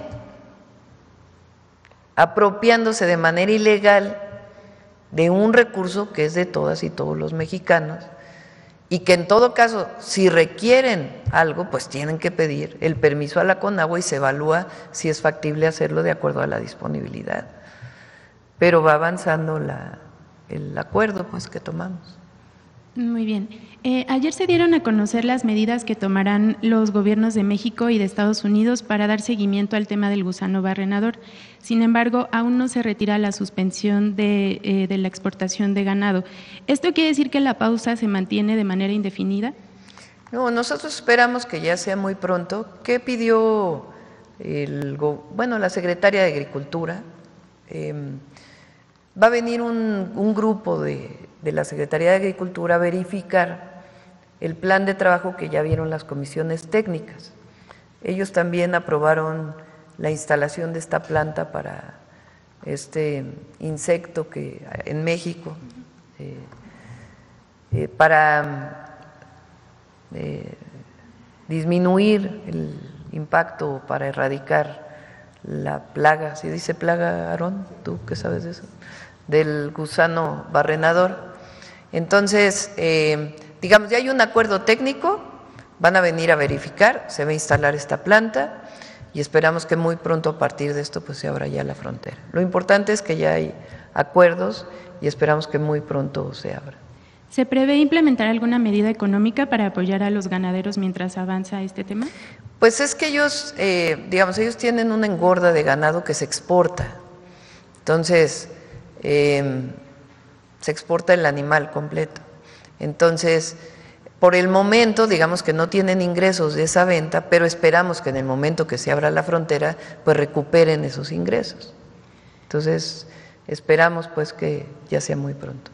Justo sobre esta planta en Chiapas, ¿cuál será el apoyo que dará Estados Unidos? Se dijo que esta planta tendrá una inversión. Son recursos económicos para instalar la planta. Apoyará con recursos económicos. ¿Se sabe el monto? Porque se dijo que se requiere una inversión de 21 millones de dólares. Sí, ese es el monto que se daría para poner la planta, sí. ¿México va a poner otra parte? ¿O? No, esencialmente es ese recurso que se requiere. Muy bien. Presidente, el día de ayer, a partir de lo que informó el secretario David Kersenovich aquí en la mañanera, la Secretaría de Salud precisó horas después que es el 39% de las niñas y los niños de las escuelas públicas los que tienen condiciones de diabetes y obesidad y 38% tienen debilidad visual. A partir de esto, primero precisar cuántas escuelas se han revisado y cuántas escuelas faltan por revisar. Sí, eso obesidad, no es diabetes. O sea, no es que ese porcentaje de niños y niñas es que tienen problemas de obesidad que los puede llevar a tener diabetes. Se descarta. Tipo 2, pero no es que todos esos niños y niñas tengan diabetes. Esa es la razón por la cual se está haciendo este programa de vida saludable, que tiene el objetivo de revisar a todos los niños de todas las escuelas del país de manera permanente con el Instituto Mexicano del Seguro Social y en el caso de que requieran lentes, se les van a regalar los primeros lentes, o sea, se les van a dar de manera gratuita los primeros lentes a partir de un programa que hay que decirlo, en donde participa el Gobierno de México a través de la Secretaría de Educación Pública y también empresas que están dando donaciones para poder hacer la evaluación, porque no solamente, pues ahora hay evaluaciones más detalladas para poder saber cuál es la dioptría que necesitan los niños. Pero ¿cuántas escuelas faltan por revisar o cuál es el universo que se está Entiendo que más o menos van como en el 20% a la fecha. Esta cifra podría fue variar. La última cifra que me dieron hace como 15 días. Sí. Gracias. Solo para precisar, entonces, no son condiciones de diabetes, solo de obesidad. De obesidad, sí. Muy bien, y justo por este porcentaje de niños con debilidad visual, ¿se tiene contemplado un mayor presupuesto para la entrega de lentes gratuitos? Hay un presupuesto del Gobierno de México y repito, se buscó que algunas empresas que hacen lentes nos ayudaran también con donaciones. Entonces va muy bien el programa. Finalmente, Presidenta, el viernes pasado se informó que el Parque Bicentenario ya está en manos del Gobierno federal, pero saber si además de esto le han informado de los avances de la investigación de lo que sucedió en el Festival Ceremonia, para que la muerte de los fotoperiodistas Berenice y Miguel no queden Esa investigación la lleva la Fiscalía General de Justicia de la Ciudad de México. Yo creo que ellos tienen que informar en este caso y pues a partir del accidente y de otras irregularidades que tenía en la concesión, se hizo pues un mecanismo jurídico para poder recuperarla. La tiene hoy la Secretaría de Cultura y se va a administrar en conjunto con la Ciudad de México, la Secretaría de Cultura, en un esquema similar como se administra el Auditorio Nacional. Entonces se está buscando un esquema de este tipo y poder tener pues mucho mayor presencia en protección civil y que haya mucho más actividades gratuitas de las que había entonces. ¿Se prevé la colocación de algún memorial en honor de estos? Tiene que definirlo con las víctimas la la Fiscalía General de Justicia y nosotros lo apoyaremos en lo que requiera. Gracias, Presidenta. Sí. La última, ahora sí. Gracias, Presidenta. Buenos días. Preguntarle al director general de la CONAGUA, si me lo permite, Presidenta. El fin de semana pasado se dio a conocer que la CONAGUA realizará en Tamaulipas una inversión cercana a los 10,000 millones de pesos. Preguntarle al director si nos pudiera dar detalles en qué proyectos se invertirán estos recursos y qué factores influyeron para que se lograra este acuerdo con el Estado de Tamaulipas.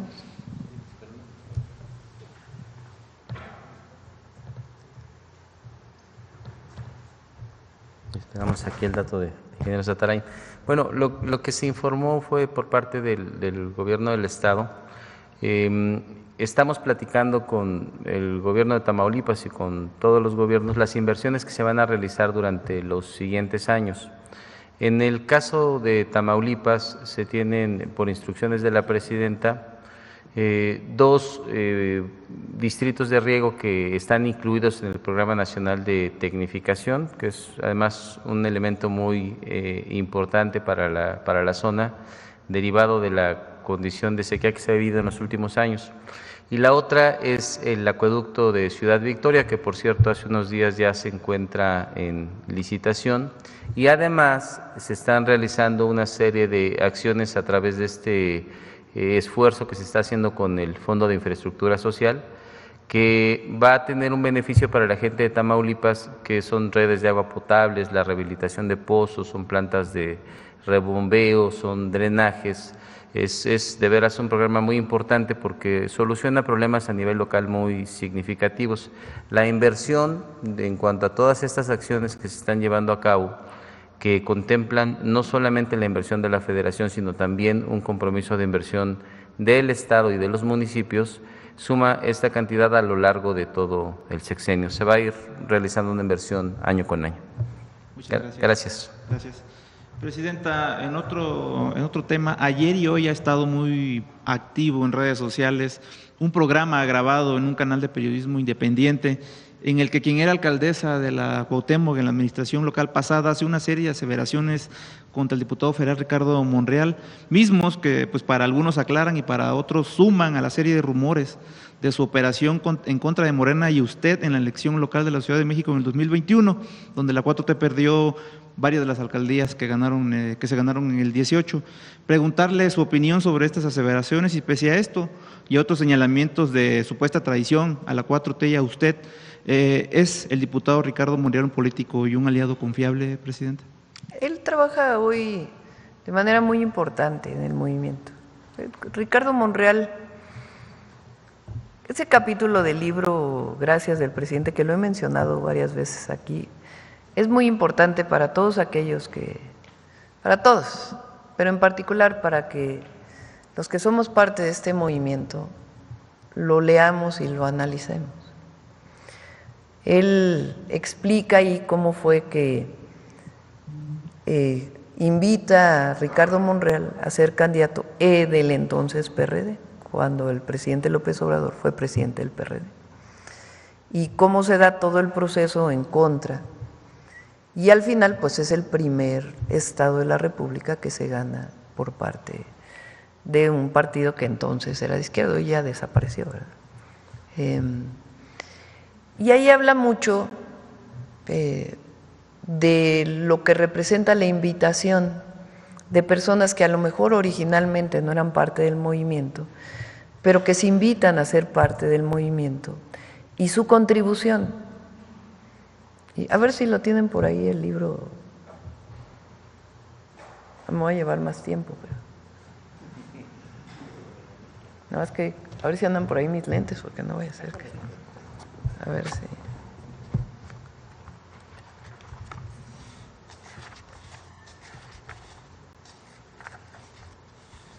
Habla de Zedillo ahí también, vale mucho la pena.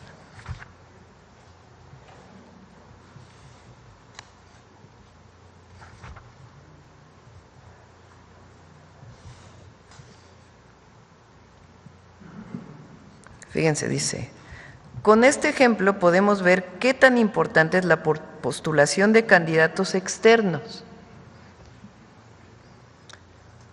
Cuanta mayor apertura, mejor. Cuando se lucha por hacer valer la democracia, no es aceptable el maniqueísmo. Los políticos no se dividen entre buenos y malos. Se distinguen sobre todo por su forma de actuar en determinadas circunstancias. Los fundadores del PRD, entonces, no éramos los únicos con derecho a participar. Repetía y repetía, el PRD no es nadie, no tiene dueño, es de todos, es un instrumento de lucha al servicio de la sociedad. Entonces, no se trata de buenos o malos, o de quién llegó primero. Esto tiene que ver con la congruencia. Puede tratarse de una persona que viene del PRI, pero al momento de tomar postura y empezar a actuar en el movimiento popular, en el movimiento de izquierda, tiene una actitud distinta. No se puede cuestionar o juzgar a priori, a rajatabla. Hay que cuidar los principios, pero debe concederse el beneficio de la duda. En política hay que correr riesgos para avanzar. Es indispensable equilibrar principios con eficacia. Con más razón ahora, cuando existe una derecha neofascista y voraz, se requiere de unidad de todos los que nos situamos en el abanico de las fuerzas progresistas. Ahora sí voy a leer mejor. No estamos para ponernos muy exigentes, para exquisiteces, para decir este compañero sí, este no, este tiene una manchita, este otro no, es puro. Así no se puede.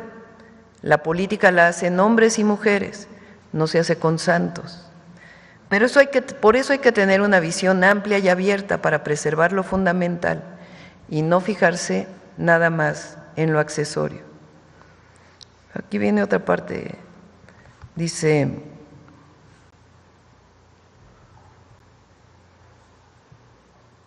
a este problema se enfrentaron los liberales del siglo XIX, divididos entre puros y moderados. Los hombres de la Reforma, aunque estaban de acuerdo en los principios y el programa, diferían en la estrategia. Los puros estaban por el camino rápido y los moderados por el gradualismo. Los puros querían calar profundo y con celeridad en las reformas y la línea de los moderados era la conciliación. La política, decía Comonfort, debe huir de las exageraciones. En política, contestaba Ocampo, los temperamentos medios participan en todos los inconvenientes de los extremos sin ninguna de sus ventajas. Más adelante dice, lo cierto es que a Comonfort y Ocampo los asesinaron los conservadores. Yo lo que siempre digo es, todo hay que ponerlo en su justo término. Por supuesto que hay que defender siempre los principios. Ahora, sobre esta entrevista, pues la verdad, cero comentarios. No tengo nada que comentar. Ni tampoco sobre la persona que realiza la entrevista. Lo importante, yo creo, es, por ejemplo, en este caso, las reformas que presentamos al Congreso, constitucionales, legales, de leyes secundarias. hay acuerdo entre todo el movimiento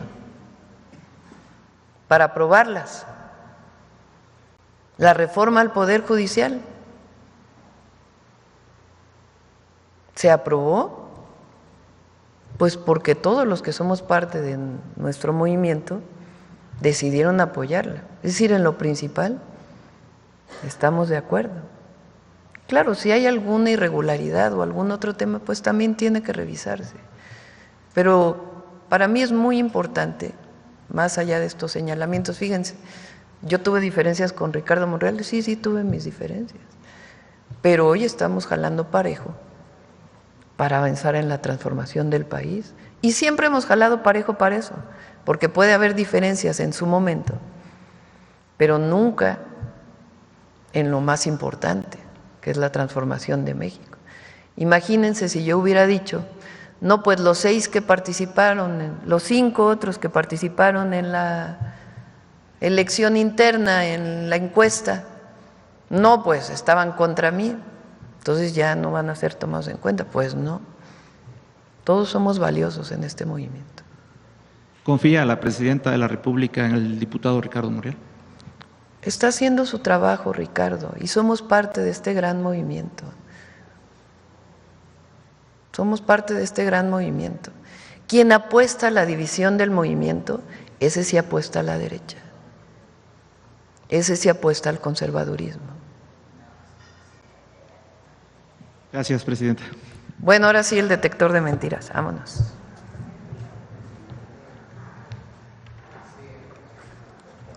Con su permiso, Presidenta. Buenos días a todas y todos. Nunca como ahora se habían coaligado jueces, comentaristas, intelectuales y hasta expresidentes para desacreditar el voto popular y difundir mentiras para inhibir la participación del pueblo en la elección judicial del 1 de junio. A pesar de esto, las encuestas reflejan que el 72% de la población considera necesaria la elección de jueces, juezas, magistrados, magistradas, ministros y ministras, mientras que el 65% estima que la elección aumentará la confianza y la legitimidad del Poder Judicial. Veamos el video del detector de mentiras de esta semana.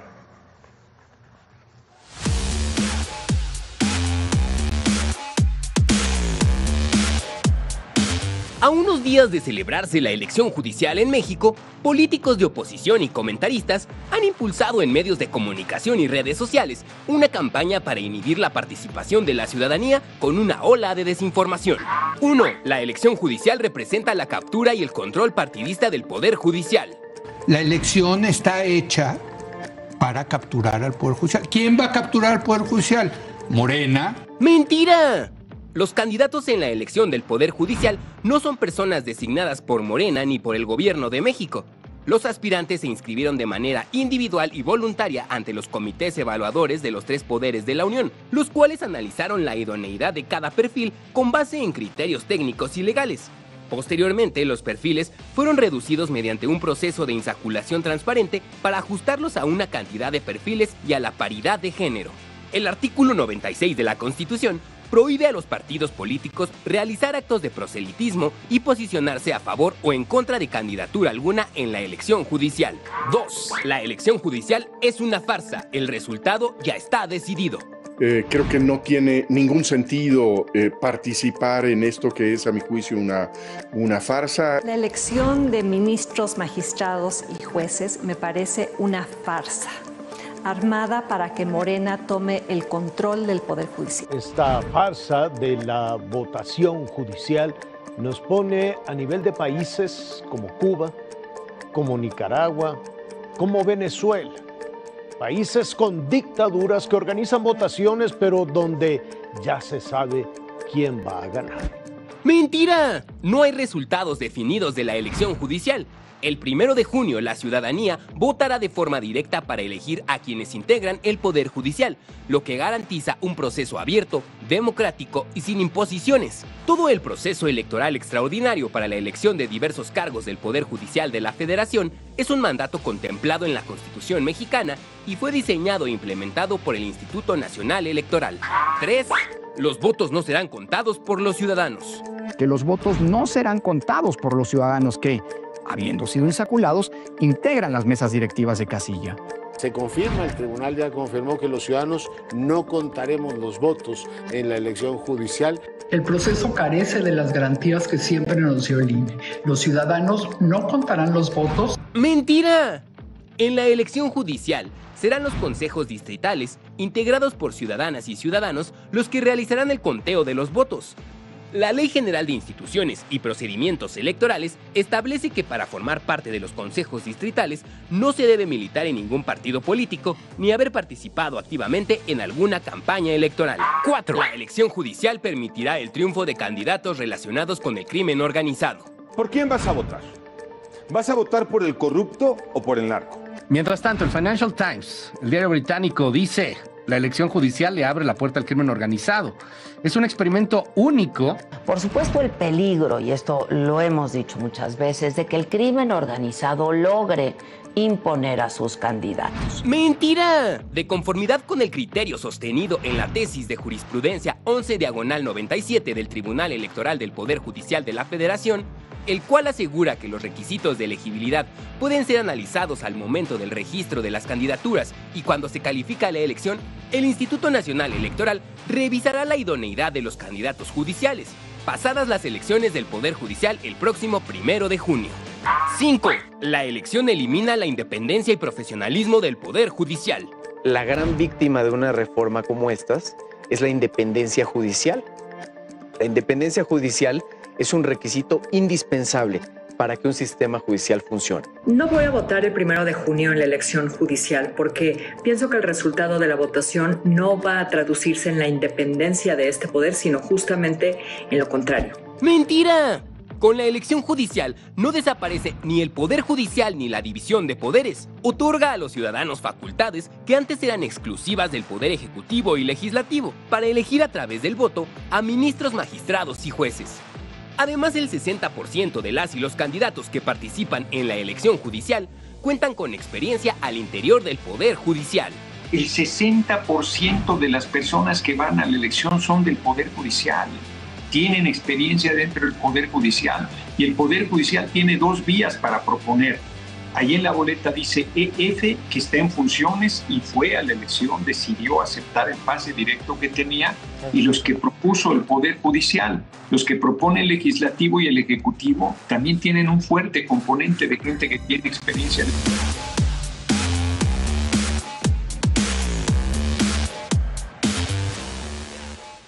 Muchas gracias, Presidenta. Gracias. Buen día. Me llevo mis lentes.